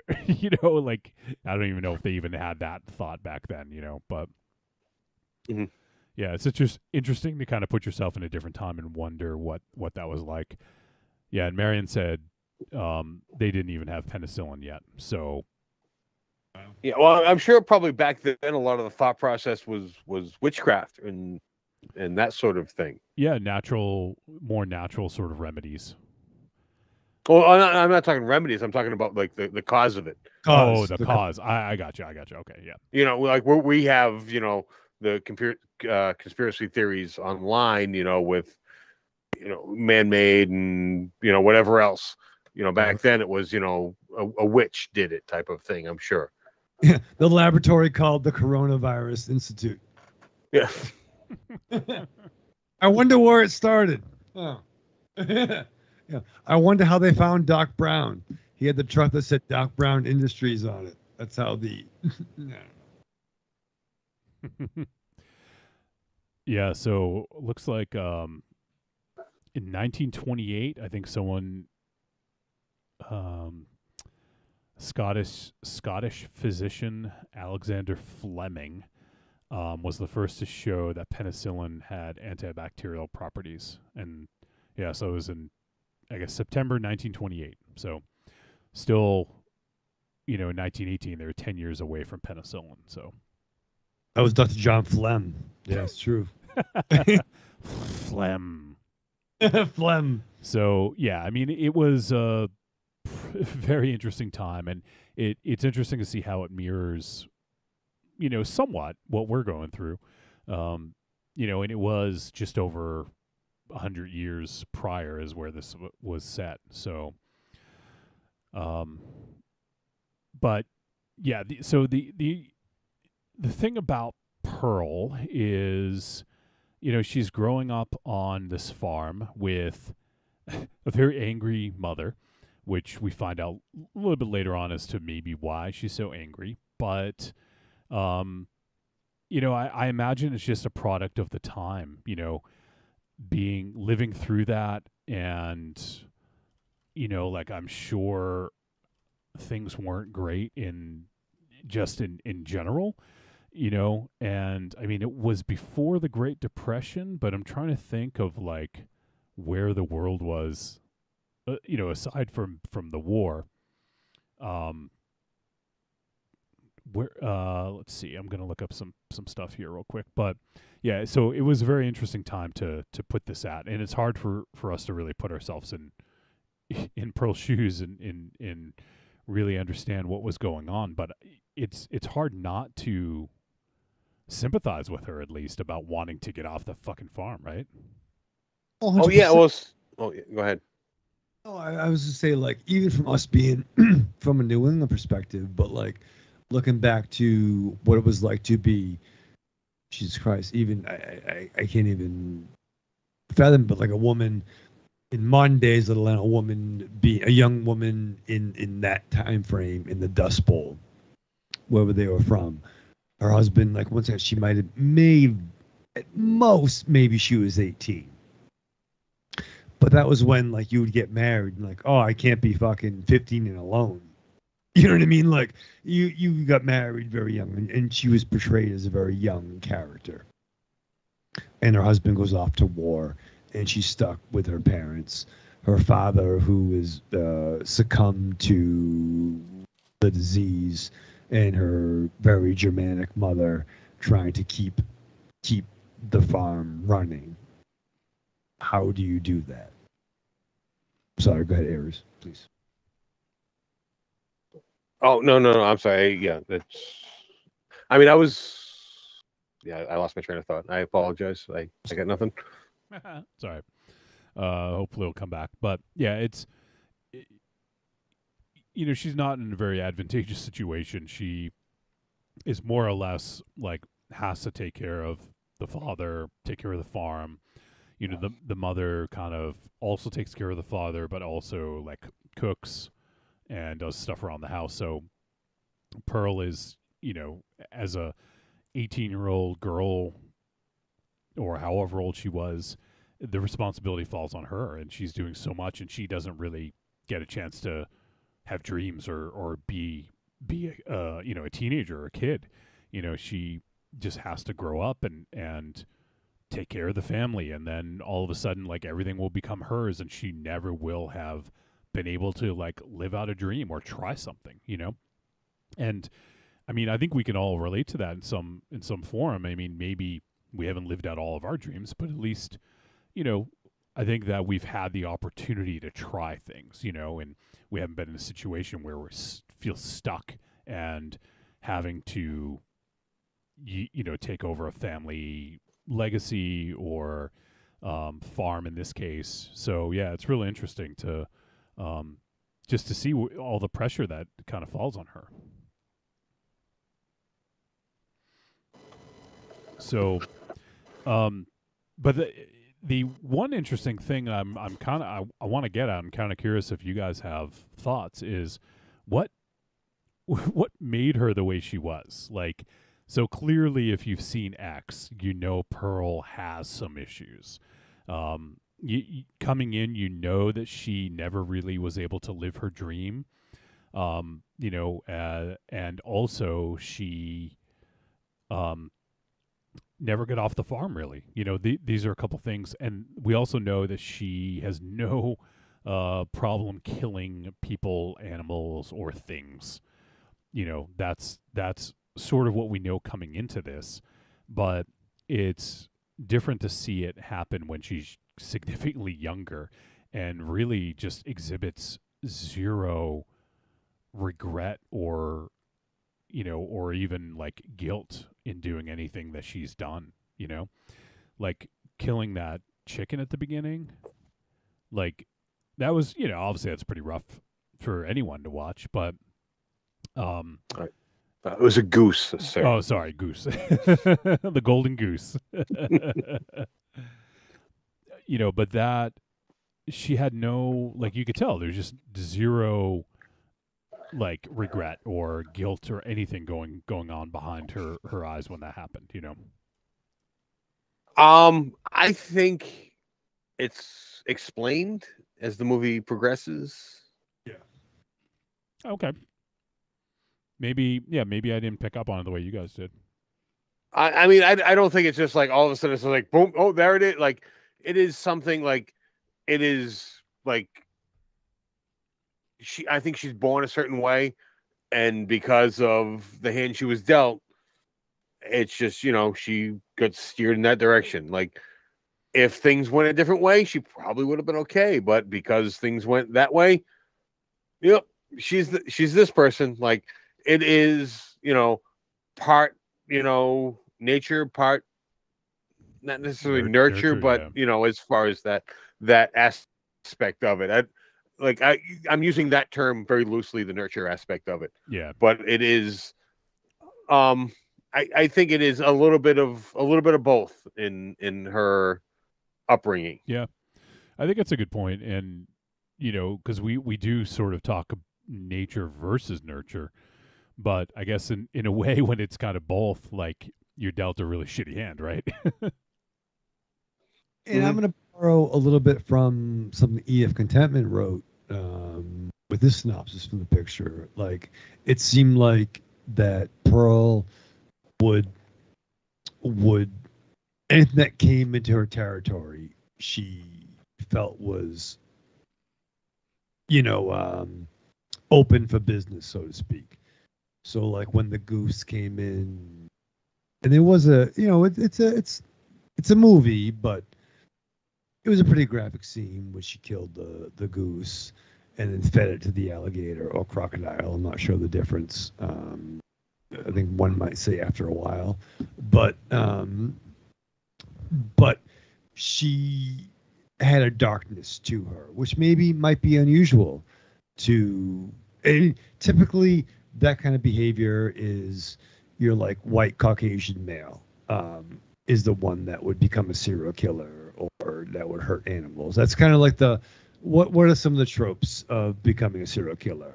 Killing animals, a certain point of wetting the bed by a certain age. There are certain tropes that might lead someone to these certain acts, and there's something wrong with Pearl. Now, Grant, all right, I'm sorry, I gotta call you out on this one. What's that? Opposed to a black Caucasian male?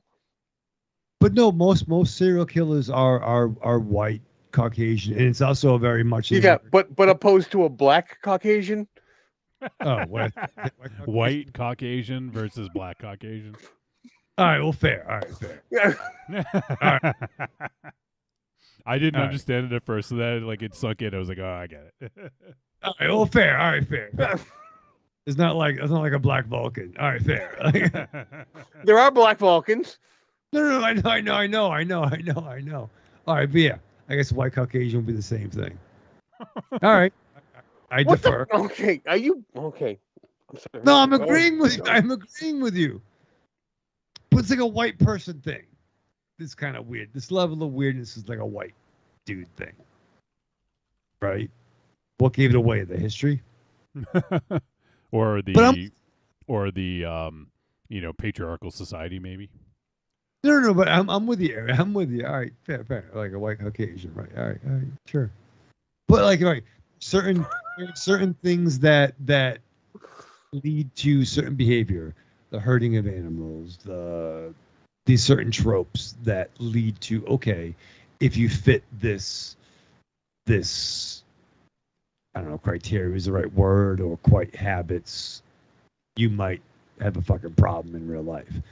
And so for Pearl to do this is a little bit unusual, but she had a hard bringing, and it sucked. Her dad obviously was bedridden, for lack of a better term, by the sickness, and her mother was very much, I don't know if militant was the word, but very much, she wasn't fun. She wasn't fucking, she wasn't fucking Mrs. Brady from the fucking Brady Bunch. It's a hard woman, and Pearl had problems growing up. What are you gonna do? Dying. What are you gonna do? What are you gonna do? So yeah, and Pearl dreams of being a star. Like she wants to dance, she wants to be in the pictures. Right. And even to the point where she performs in in the barn, like in front of the animals, like, and Right. also, yeah, and also in the cornfields. Which, how about that scene? And when she goes into town to pick up medicine for her father, and get some supplies, like she goes to the picture show, she goes to the theater, and just watches and in awe, watching the big screen and just wanting to be a star. And afterwards, she's just kind of hanging out, kind of in the back alley, and the projectionist comes out. He's like, "Hi, I'm the projectionist." Oh, I popped so much, like, I'm the projectionist. He's no Mickey Rourke, that's for sure. Or Johnny Wolfenstein, that's for sure. Or that. But he talks to her about it and says she can come back anytime and he'll play him for free, and gives her a little frame of one of the films. And then she's sort of like, this is like her call to action. This is what I want to do. And she goes back home, and that's when she, we have that scene in the cornfield, which I thought was actually a really interesting scene, a really cool scene. Like, she sees the scarecrow up on like a little kind of makeshift ladder kind of deal, and goes up there. And I actually really love that shot when she was up on top of it, and like it looked like something out of like a classic Hollywood film, like when she's like kind of posing with the scarecrow before he fell down.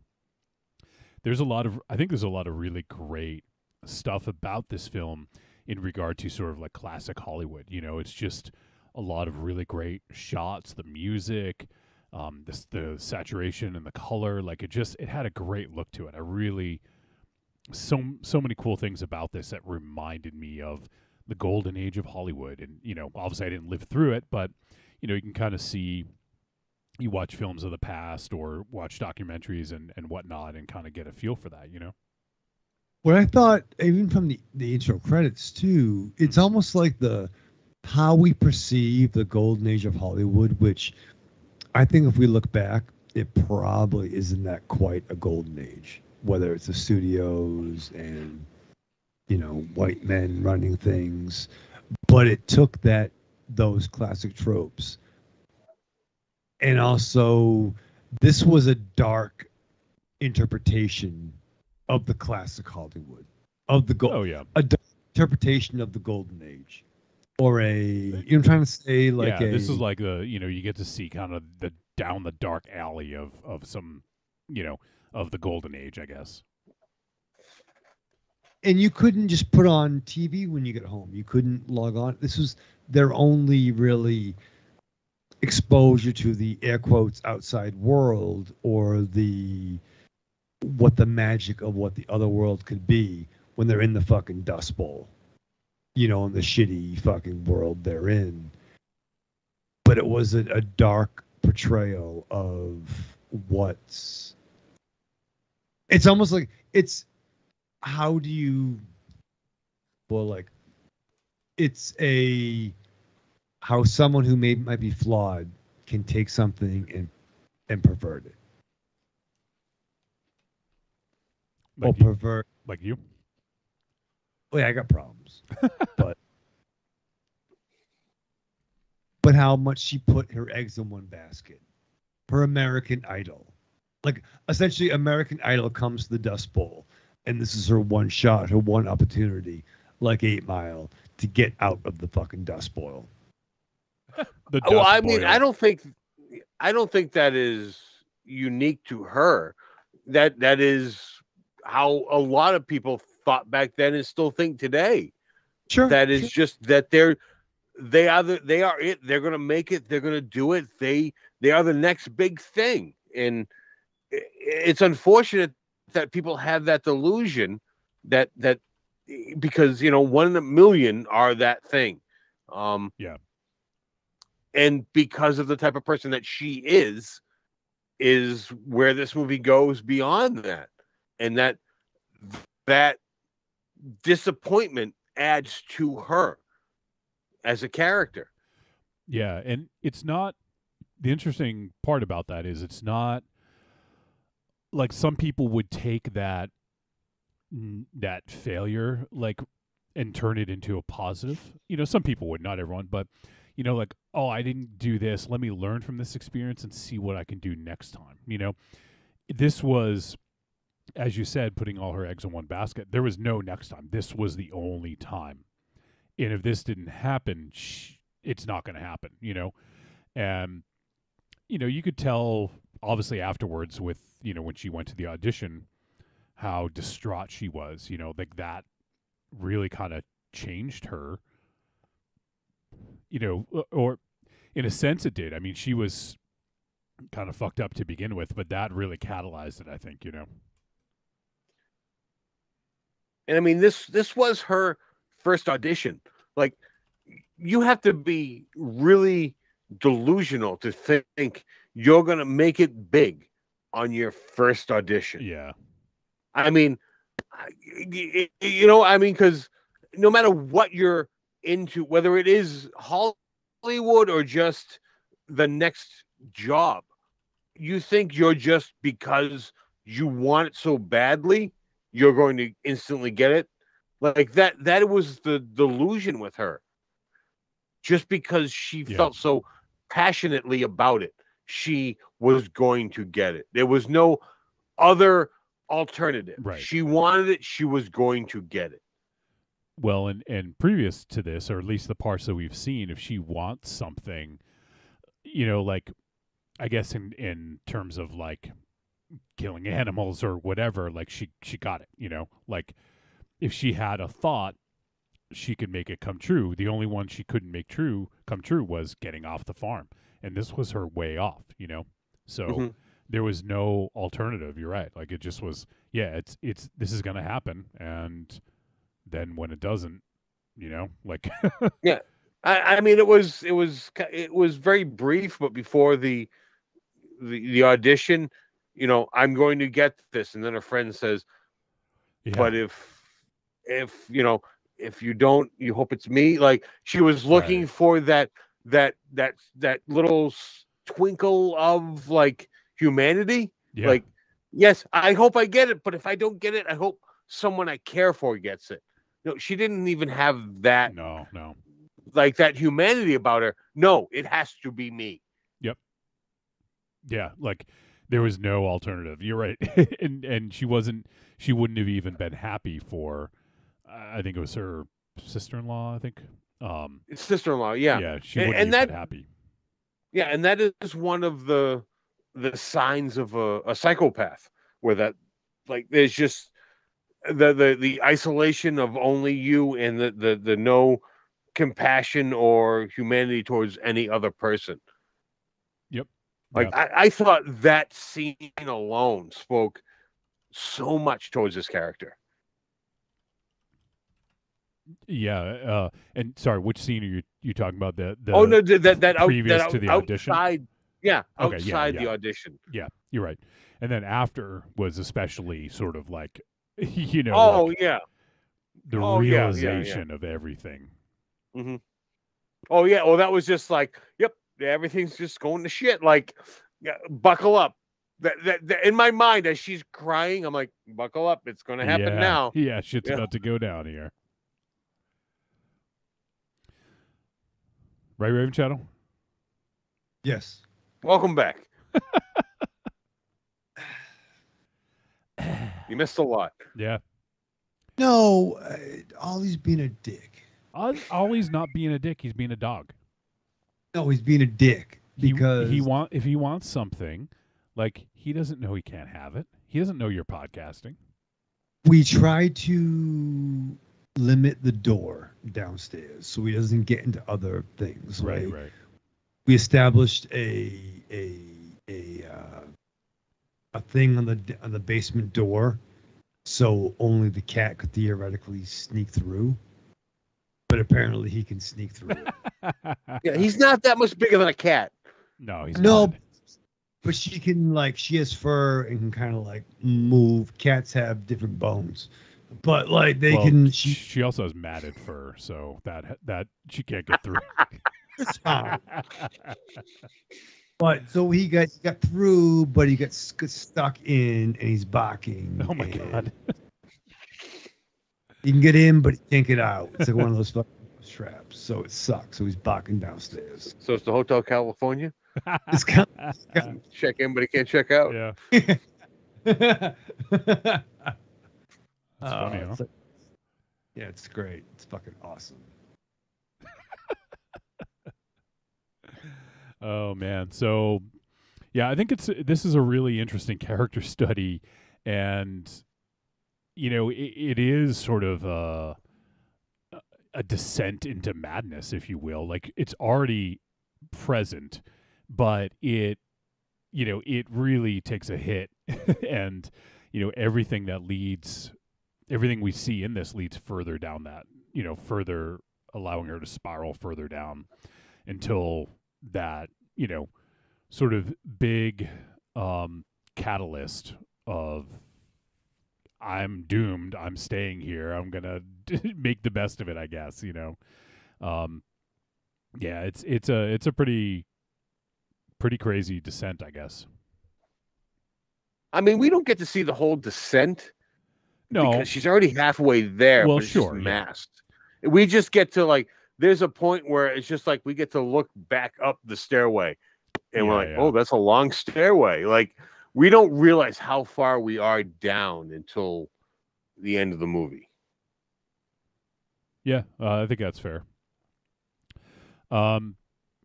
So there's a pretty good amount of gore in this. What did you guys think of the gore?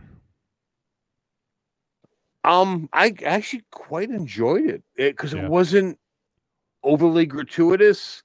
There was a couple shots where it was like, oh, that wouldn't have gone like that. There's a chase with an axe, and it's like, that's not really.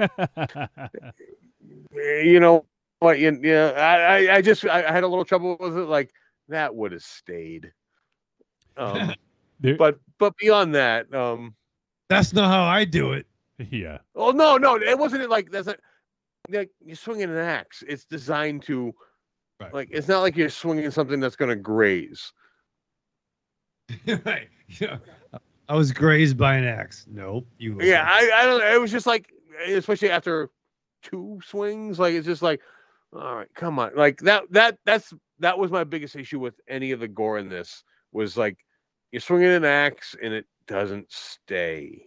I don't know. If you've seen the movie, you know what I'm talking about. If you haven't seen the movie, you'll know it when you see it. But beyond that, because it wasn't overly gratuitous, I thought it was done very well for this movie. Yeah, I would agree. I think that there's some standout scenes. I especially like the montage at the end. I thought was really effective. And there's a couple other, while they weren't too gratuitous, I think there was a couple of really good shots. One involving a pitchfork. Yeah. Oh. Apparently that impacted you too. Jesus, do you need a tissue? Oh, Why you what? Oh. You all right? Yeah, no. I mean, it was better for me than the person in the film, but there was one particular shot of a. Yeah. Well, that's what we're talking about. Yeah, we know exactly. Yep. I think. What did you think of the Stag film he showed, Raven Shadow? You a big fan of that? I've seen better. In 1918, though. I don't go that far back in the golden age. Maybe the 80s. I have that one in my collection. That's true. Fairy's bachelor party. It was good. What's it called? Fucking of I was trying to go for some weird of mice and men joke, but nothing really came to me. It might have been Come and Go. Yeah. I don't know. Oh man. So yeah, we're trying. What about obviously this film really hinges on the performance by Mia Goth as Pearl. Do you guys have any thoughts on her performance? So she's a tour de force in this picture. I would say that. I would say that she. I'm not. Maybe I'm misremembering. I can't recall seeing her in something else, but like she was an X. Really? Oh my fucking god! Wait. I give up. She's I give up. Why did you give up on this? She was the lead in X. She was X? She was the lead star. Yes, she was X. X, yeah, her name's X. Did you really do? She was the lead in X, and she played Pearl in X in a dual role. Sorry, I just spoiled it for anyone who hasn't seen X yet, but... That's fucking weird. Okay, well, that's stupid. Why is it stupid? Because why would you be the mom? Okay, she was a chick. She was the girl who was the newbie in the not porn. Not the newbie. That She was was the Jenny better- Ortega. Aries.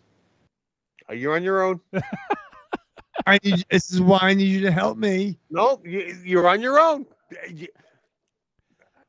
I got nothing. This is not news to me, and I am fully on board with Wolfie on this. I'm sorry. I need you to help me on this one. Who is she? All right, so There's only a couple of women in X. Literally, there's only a couple of women. So she's playing the great grandma in this. And who is she in? She's not what? Great grandma? Why are you confused? Because isn't Pearl the bad nana in X? Is she a great grandma or is she a bad nana? Either way. Okay, I just want 1918, 1979. Yeah. That is one lifespan. Yeah.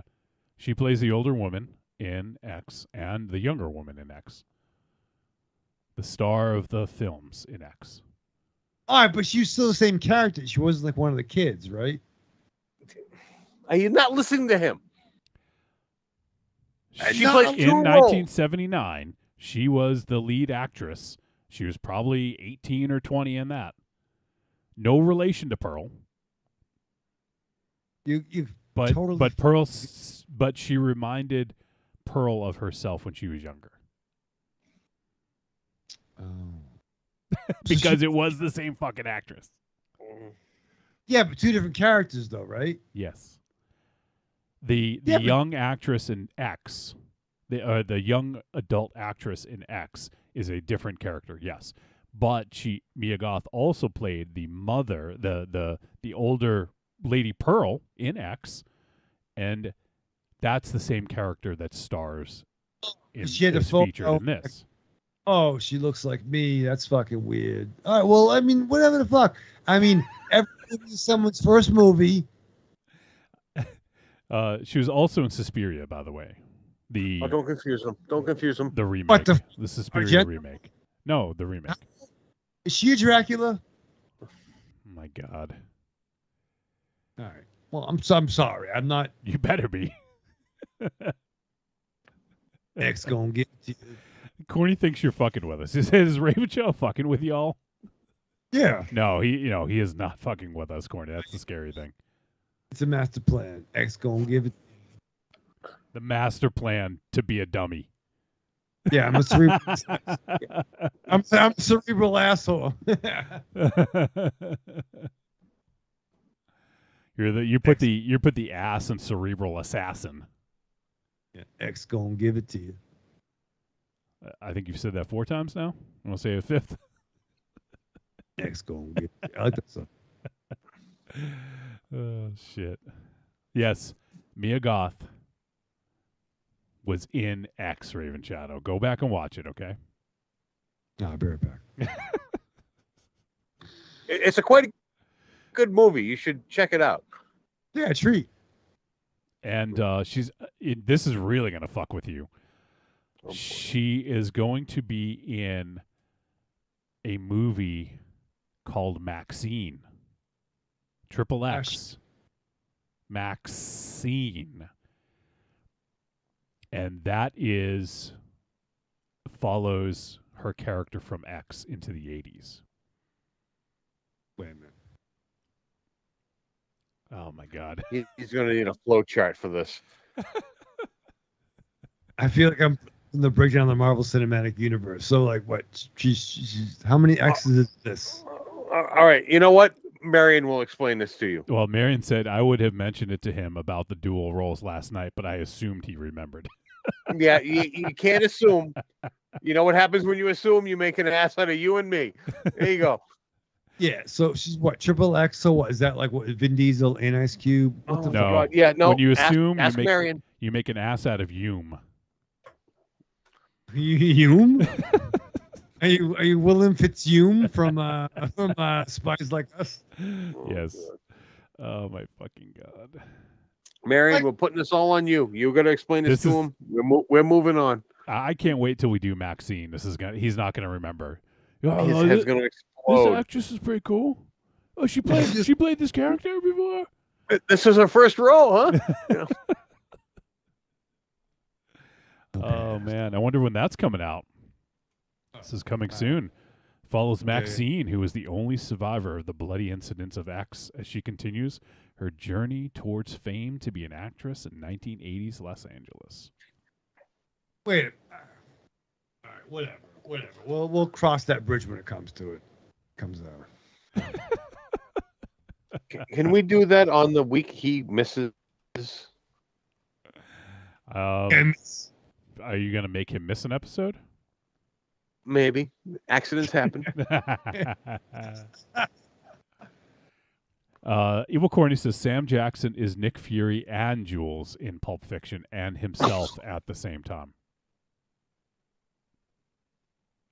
Thank you, Corny. Just blew Ravenshaw's mind. Did you just thank him for mocking you? I don't know what I did, but yeah, fine. Yeah, whatever. It's gonna give it to you. All right. So let's talk a little bit more about Pearl. I mean, there's not a whole lot more to talk about. I mean, there's some, I do want to. We don't necessarily have to talk about the end. We don't necessarily have to spoil anything in this because we can talk freely, pretty much. But, there's definitely some. Ravenshaw, you messaged the group after you finished it, and you said, "Wow." Was it because of the ending or just the movie? The ending and the end credits was just wowzers. And yeah, some stuff I want to say for my wrap up, but no, she did a great performance, and she's a bad girl. Yeah, I thought she was really good. Like this, I mean, to play kind of an innocent, oppressed young woman, like her mother was, very domineering, I guess, and didn't even allow her like a moment to think about anything she wanted to do. And it was, it could have been something, of the time, but like when she said, when she shorted her mom 8 cents, her mom's like, I noticed there was 8 cents missing. Granted, 8 cents in 1918 was probably a lot different than it is now, but it's a fucking mortgage payment, probably. Right. Well, no. Given what she did with the 8 cents, $15. She went to the movies. Yeah. So let me see. Actually, I wonder if we can do like a conversion. A conversion, yeah. Because that's fair, and like, I mean, some nature versus nurture shit. Like, there's some, I mean, like, her mom kind of a D. But then we also do hear you kind of get the mom. But there was a I will never justify the mom's behavior, but you kind of get 1918 Dust Bowl fucking So of my. let me. Someone corrected you earlier. I forgot to mention. What, you? No, Evil Corny said the Dust Bowl was the 1930s. This was set during 1918, World War One. So take it up with Corny. Just because it was troubled times doesn't mean it was a Dust Bowl. It was totally fucking dusty. I saw dust on the fuck. There's dust everywhere. Do you understand what the Dust Bowl is? Not really. Then don't use the term. If you're not completely familiar with what it means, don't use it, and then you won't get shit on for misusing it. Like sharecroppers and like, you know what I mean? Like essentially like the Midwest, wherever all crops are grown, died. Yeah. Like that, but it was a period of time. It's not just people on hard times during a Dust Bowl. It is a hard, like, time to time. Like, I don't know offhand. But yeah, it is well after this period. Oh. Well, it sucked. It sucked, right? There was no. It did suck. The Dust Bowl sucked, and this time frame sucked. You know what? Essentially, history. It sucked. Yeah, like that was good. Like, things weren't good till like maybe the late '70s, early '80s. No, things sucked until now. Define good. And even even like a year from now, we're gonna look back and go, "Shit sucked then." Like shit's always getting better. It's getting worse. And worse, yeah, to some degree. But you know what? For the people that were really getting shit on, things are slowly getting better for them. Oh yeah, they get. Yeah, it looked great. God damn it! Right, you're exhausting sometimes. No, I am. I'm exhausted. No, exhausting. Oh. I just looked this up, but Marion also shared it, so I want to give her credit. But if in 1918, 8 cents, now if you convert it to 2022, it would be $1.58. Really? Yeah, but you got to think that things like, back then going to the movies, it's not just like the cost of, because I guess back then they had one projectionist and maybe one person working in like 2 people working in the theater. Now theaters are fucking megaplexes and they have 40 people working at a time, and electricity costs and everything like that. So entertainment was just cheaper back then, period. Oh yeah, and also, I mean, I'm not considering that the actors in these movies are making millions of dollars. She's not going to see Right. Endgame. She's just this average little. And actually, it seemed like it was just maybe 1 or 2 reels. Yeah, it was probably short. It was probably only 30 minutes of actual footage. So I guess it makes sense. I was looking at it as, nowadays looking at a movie, but it makes sense. I'm going to look how much a movie ticket cost in 1918. Let's see if I can find. But also $1 in 1918. Like if you can do the conversion, $1 in 1918, it would be worth $19.74 today.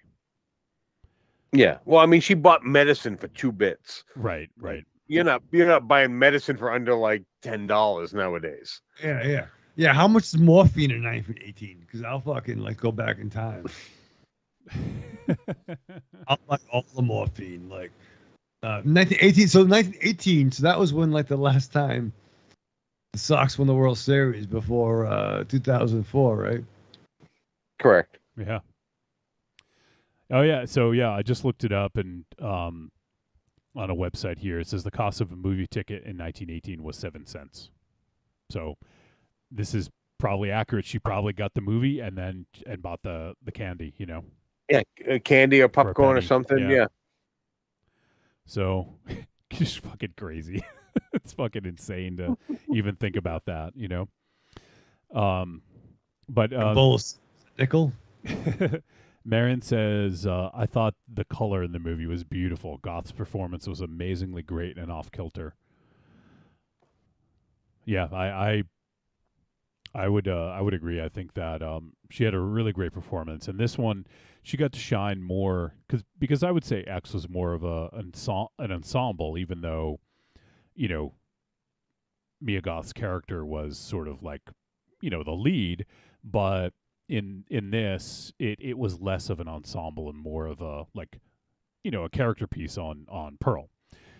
So obviously she gets a lot of the focus, and I think Mia Goth really, I mean, I think tour de force is probably a good way of explaining it.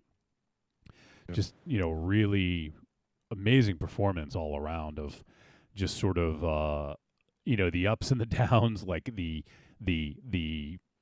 psychopathy, and, you know, like, and even like that scene where she's talking to the sister-in-law as if she were talking to her husband. That scene was fucking awesome, right? That affect you?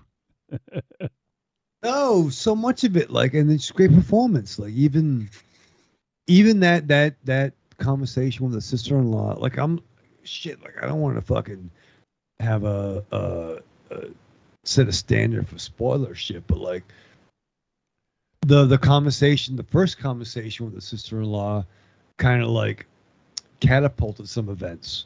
Maybe kind of kickstarted some of her fucking. Yeah, I think we talked about that when you were downstairs. Well, don't blame Molly. Don't blame Molly, all right? Listen, I love the dude. I know. But the dude was being, we're fucking trying to fucking curb some. Yeah, by being a D, he was being a dog. Oh, we're trying to curb some enthusiasms. And it ain't working. I got to call Larry David. Tell you that much. But no, like, that was a very, very tense scene, which led to not good things for somebody. No spoiler. Are you talking about the first interaction or the second interaction? Yeah. The second interaction. Second interaction. Oh, because you said first, so that's all clarified. We had a first, and that begats the second. Thank you. It begats it. Yeah. I think it's beget, right? Humphrey begets. The Great Begatsby. The Great Begatsby. Is that the guy? Is that classic Golden Hollywood? Yeah, wasn't he in the Dust Bowl? Where's the Dust Bowl?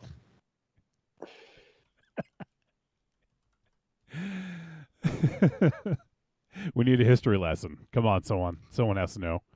Corny, you're so quick with the fucking quips. Where's the Dust Bowl? It's in your fucking basement. It's that bowl you smoke that you haven't used in a while. You should rename it the Dust Bowl. We are now. Marion. Oh, shit. I think we've kind of exhausted a lot of what we can talk about with this. Actually, I do want to talk about the parents real quick. I thought that the performances there were also quite good. I mean, obviously the dad was sort of a vegetable, but he did have to convey a lot under that sort of guise of being a vegetable, you know. He was very expressive with his eyes. Yeah. And that's not easy. Like, all joke, I mean, no jokes, any and all jokes aside, or no jokes aside, that was a very sad performance of the eyes, and even like the wiping of the eyes, like that was.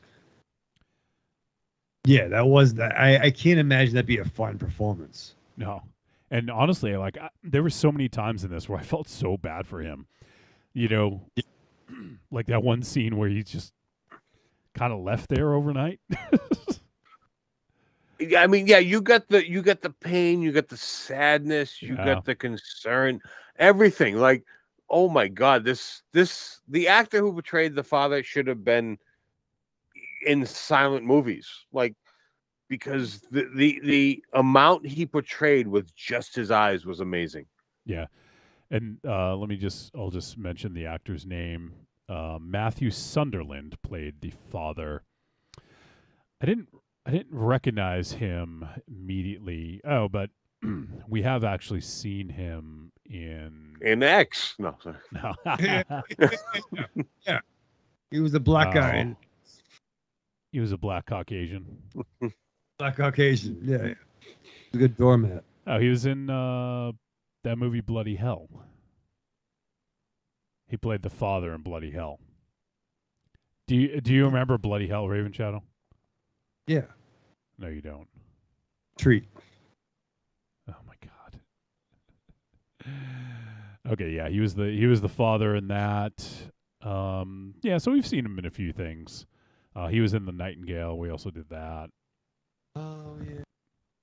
So we've seen him in a couple things, but I thought he was awesome in this, and also the mother. I mean, that's not an easy role to play either. And Tandy Wright played the mom, and I thought she was quite good in this.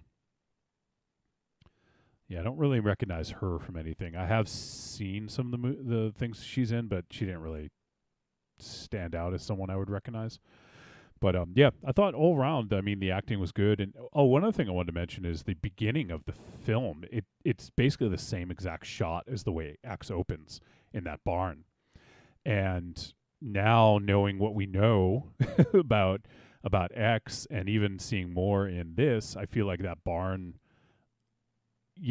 is almost like sort of a look into, I mean, it's a great way to start the film, like I guess I'll say is that barn, kind of means something, and it's a great way to sort of open up both movies. So I thought that was a really interesting way to do it. And then you get the really colorful look of it, and it differentiates itself from X right away.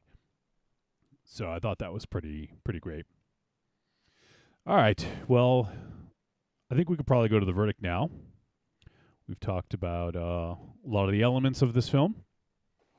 And now it's time to find out what everyone thought. So let's go and do that.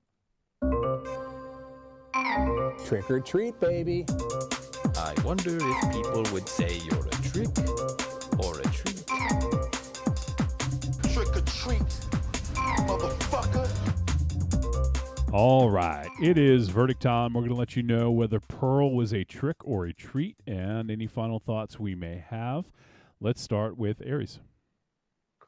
The opening of this movie I thought was done so great. It had that feel of old-time Hollywood movies of the 30s and 40s with their animation and the camera shots.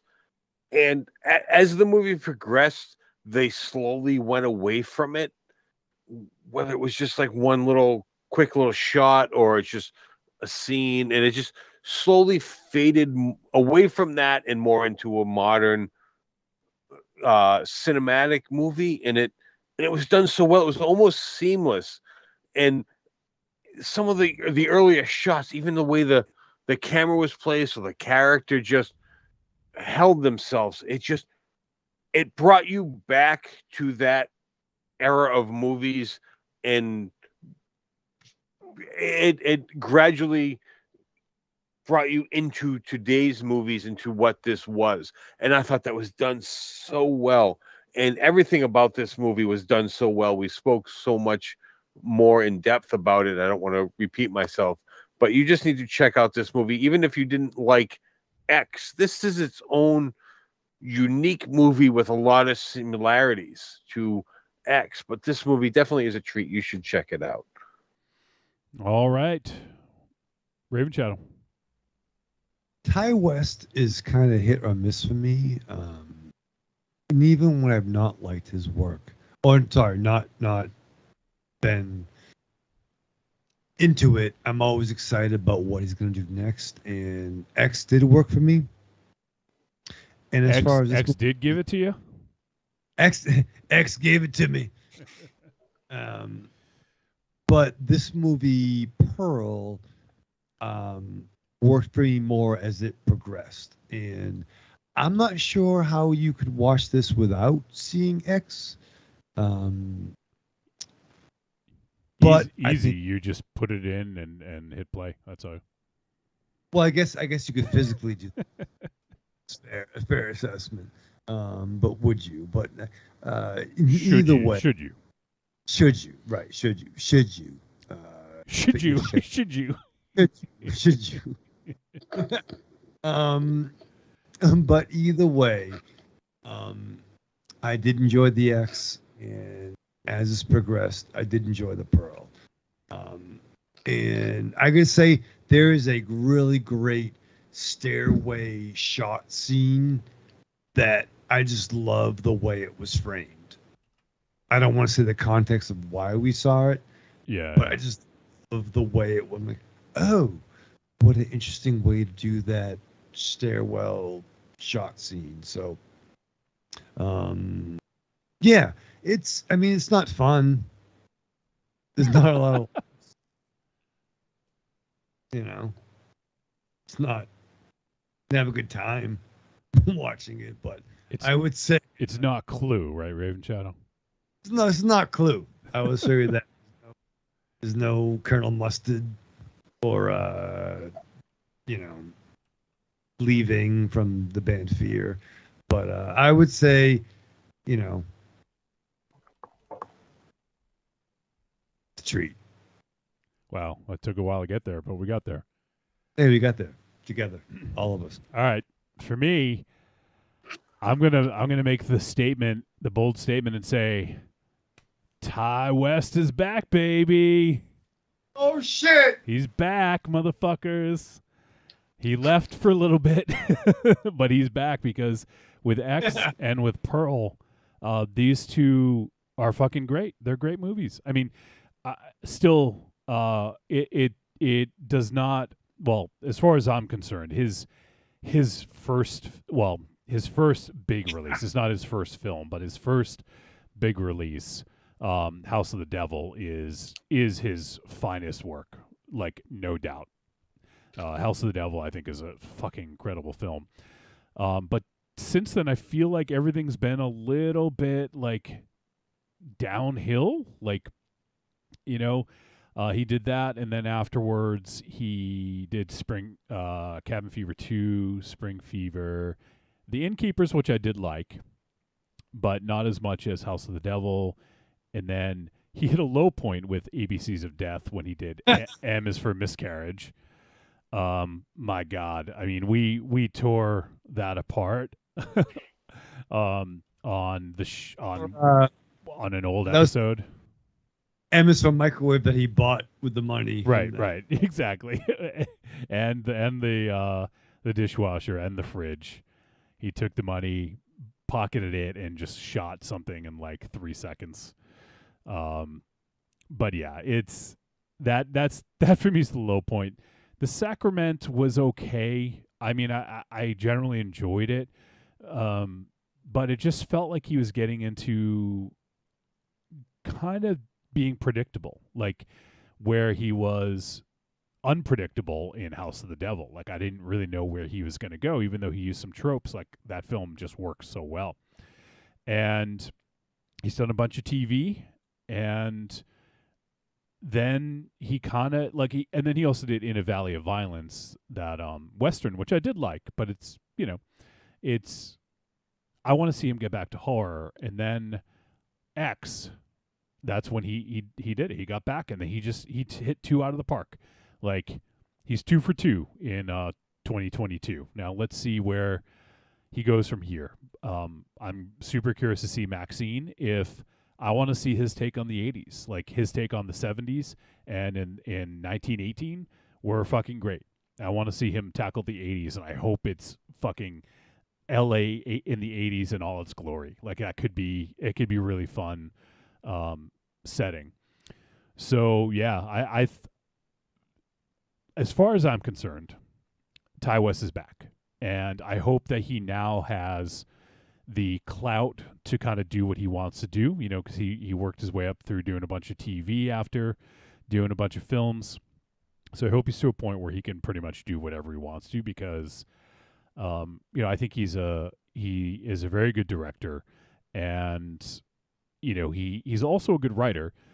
But some of the stuff I wasn't as into and was kind of hit or miss. But with this, it's a big hit, and I think this is a really great film. And it feels kind of dangerous too. Like that's one thing about this that I really liked is that the film kind of felt dangerous. Like it was like you just didn't quite know what was going to happen next, like what was around the corner. And that's one thing I really liked about this is that uneasiness. Even though we know where Pearl ends up, in her 70s or 80s, however old she was at that time, it was interesting just to kind of go along for the ride and see what happened. So no, this is a treat for me. I really dug this, and Ty West is back. So we'll definitely be doing Maxine whenever that comes out. So there you have it. Treats all around for Pearl. So check it out. And I would recommend, as Raven Shadow said, you don't have to. I mean, you could watch this independent of X, but I mean, you got to watch them in order because it gives additional context, and you can do that Leonardo DiCaprio meme and point at the screen and be like, oh, I know that. Yeah. So I think it makes sense to watch X and then check out Pearl afterwards. Yeah, if you are going to watch both, definitely, but you don't need to watch X to watch Pearl to enjoy it. There you go. So, all right, next week. What are we doing next week? Next week, we are going to be broadcasting live on Thanksgiving. Unfortunately, Aries will not be with us next week, but it'll be Wolfenstein and what do we call it? Raven Shadow and Wolfie in the evening. Yeah, Wolfie and Raven Shadow on Thanksgiving. And who knows? Maybe, I don't know, maybe we'll pick up some leftovers and have someone join us. But at the very least, it'll be the two of us, and we are going to be doing... I'm both excited and dreading this at the same time. I don't really know how this is going to go. But next week, we'll be doing Terrifier 2. It is obviously the sequel to Terrifier from a few years ago with Art the Clown, and film is directed by Damien Leone. I think the thing that's making me a little trepidatious is the 2 hour and 18-minute runtime. A slasher film that's 2 hours and 18 minutes. Like, it's gotta be like just gratuitous for the sake of being gratuitous, right? Like, there's not like fucking like 2001 amounts of exposition that needs to happen, right? I'm just excited. I don't know. Well, I don't know what would be worse about this movie. Too much explaining or just too much killing, slashing. Yeah. I haven't seen it, so I'm just assuming. There's obviously too much of something for a slasher to be almost 2.5 hours long. Yeah. The other thing, too, to keep in mind, and we'll probably mention this next week, but it is crowdfunded. So I'm sure there's a lot of, I guess we'll call it fan service because it is funded by fans. So maybe they wanted maybe there is a choice of like, do you want us to make this, see the full cut in all its glory? And maybe, I don't know. I'll try to dig into that and find out. But yeah, there you have it. Terrifier 2. I believe this is available to get on VOD, but I also know it is on Screambox. So if you guys have a subscription to Screambox, if you don't, you can go ahead and get a free trial for Screambox and check it out there. So yeah, Terrifier 2 with Art the Clown, everyone's new favorite. Okay, Angry Townsman says, I think there is only one scene crowdfunded. Okay, well, I'll try to dig into a little bit more. If you guys have any info, feel free to include it next week in emails or voice messages. So, and check out the film and let us know what you think. All right, so that's what we're doing next week. And I think, we didn't get any voice messages. So this is it's rare that we have an episode with 0 voice messages, but it happens, and we can end the show at a reasonable hour, and Aries can get to bed before 1 a.m. I'm off tomorrow. Oh, okay. Oh, you want to stay up all night? I can go all night. All right, Rachel, what do you think? I got nothing going on. What do you think, Rachel? Want to stay up all night? Next week. No, okay, next week. All right. When Aries is yeah, the week I'm not here. Yeah. I see how this goes. I'll remember that. I can take Ollie out. He's running. You're gonna take Ollie out. Well, you can take Ollie out and come back. Okay, good. All Or right. you can just take him out and stay out. Yeah, just go. Let him back in, and you stay out. Just go. Just please, just go. That doesn't make me feel comfortable. I don't feel safe. Safe. Who said anything about safe? I'm just telling you to go. No, I don't like that either. Doesn't calm me down. All right. Well, let's see. Yeah, I think we caught up on all the chat. So next week, Thanksgiving. So I think in the past, we've done what we're thankful for. So if you guys, if you want to do the film discussion, if you're going to check out Terrifier 2, you can go ahead and do that, or you can send us a voice message about what you're thankful for. If there's anything, like a lot of times, Raven Shadow does his gratitudes every day, right? Latitudes and gratitudes, Raven Shadow. I do. I said him this morning. What are you grateful for today? I'm thankful for my parents. I'm thankful for Oliver.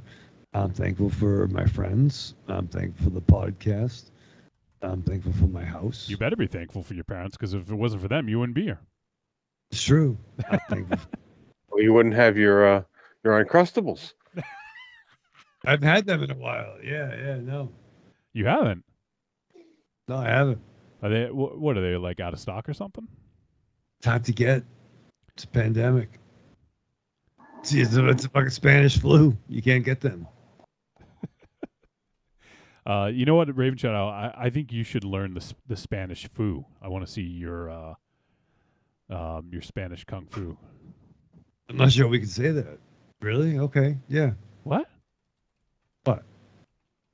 Spanish foo. Spanish foo. What's wrong with that?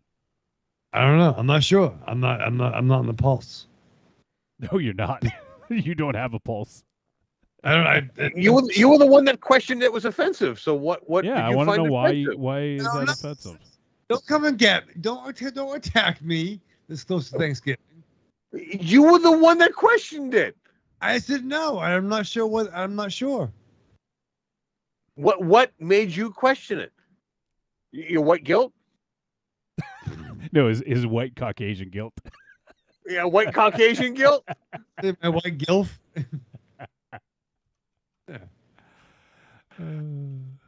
Happy Thanksgiving. Happy Thanksgiving. All right. Well, let's just end it.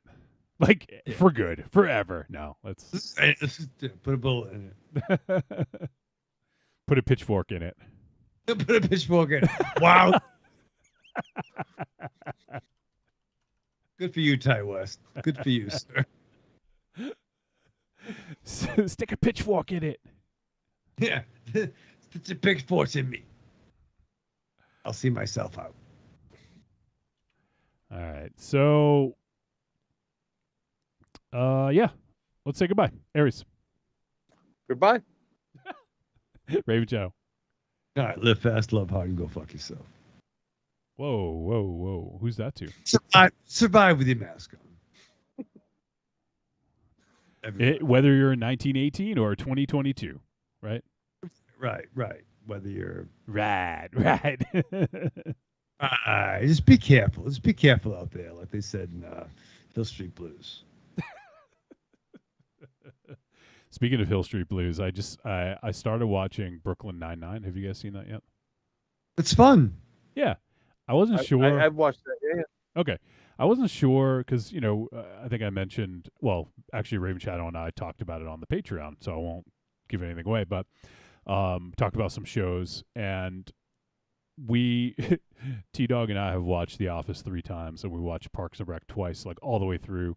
And then, we watched like Schitt's Creek, which is fucking awesome. If you guys haven't seen Schitt's Creek, you got to check it out. Oh, yeah. And then about some other shows, and we were just looking for something that was like just really kind of funny. Like when we sit down and like eat dinner in front of the TV, like we like something just kind of funny that we can kind of have on in the background, So we're looking for something, and so we tried Brooklyn Nine-Nine like maybe like a year ago, and like it just didn't hit right. Like the first episode, cop show, like it was funny, but it just didn't grab us, and then so we never went back. I think we just went back to The Office and watched that again, but we're trying to do something different, and so I think we're through 8 or 9 episodes now, and I'm starting to dig it. Like some of the episodes are hit or miss, but I think for the most part, I think it's pretty funny. I like the different characters. I think they do a good job of establishing their their sort of contextual comedy. It's good. It definitely took a little to get its footing, I think, and it definitely gets better as it goes along. Well, the captain's great as the dude from Andre Brower, yeah. Yeah, he's killer. The dude from The State. Yeah, I fucking love Boyle. yeah, the two old timers. Like, it's a great cast. It's fun. I've not watched it, from start to finish, but the episodes I've seen, I had a blast. It's fun. And if I could recommend another little 30-minute sitcom type esque show, Raising Hope. Raising Hope. I don't even think Raising Hope. Yeah. That with Donald Logue? No, it is not. Martha Plimpton is probably the most notable character in it. Goonies. Oh yeah. I know who Martha Plimpton is. Okay. Okay. Yeah. Yeah. It is so good, and actually, oh god, I can't remember her name. She just died a few years back. Cloris Leachman. Cloris Leachman, yes, she is also in it. It is so good. I just started to rewatch that as a dinner time show. Is it funny? Like, oh yeah, it is. It is a sitcom, but it's not a traditional sitcom. Okay, because that's the thing. Like, Corny he recommended Atlanta. He says y'all need to watch Atlanta, Wolfie, and I'm super curious about Atlanta, but it looks real heavy. Like, we're looking for just comedy, like something light, when we're eating dinner or just kind of hanging out, Oh yeah, no. Cloris Leachman runs around topless, like all shot from the back. Sold. But no. Yeah, it is cool. So good. Yeah, you know what you should watch when you're eating your vegan tacos, Wolfie, is Oz. That's a fun. That's a funny show, right? Maybe The Wire. Learn a little bit more about Baltimore down here while I'm here. Really get down to your roots over there. Yeah, watch. Maybe we'll just watch Requiem for a Dream in bite-sized pieces, 20 minutes. Yeah. Do it serialized. Extend it over a week. Kind of like Commander Cody, but with more fucking drugs and fucking double dildos. Thanks. Marion echoes that sentiment, says Raising Hope is hilarious. And Marion says, Wolfie, I can't believe you don't like Community. Me too. Well, we do talk about that briefly on the Patreon show, so I won't say what I said here, just so it's, so people don't hear it twice. It's not that I didn't like it. I'll say that. It just didn't grab me the way that I had hoped. That's fine. So, all right. Once again, another fucking derailment. Let's end this episode because everyone said goodbye except me. So, yeah, next week we will be talking about Terrifier 2. That'll be something. That'll be terrifying. So, yeah, join us next week on Thanksgiving. We'll be here, Raven Shadow and I, and who knows, maybe another someone or else, someone or two or three. I don't know. It'll be us. talking about Terrifier 2, and then we'll be doing a double duty because the next day on Blackout Friday we will be doing a watch along and blackout tapes. So we got a double deuce coming up, Raven Shadow, on Thursday and Friday. So, all right, everyone, that's going to do it. We appreciate you guys hanging out and spending your time with us on episode 538. Come back next week, hang out with us, and make your plans for Blackout Friday. It's going to be a double doozy, Raven Shadow. All right, that's going to do it. We will see you guys next week.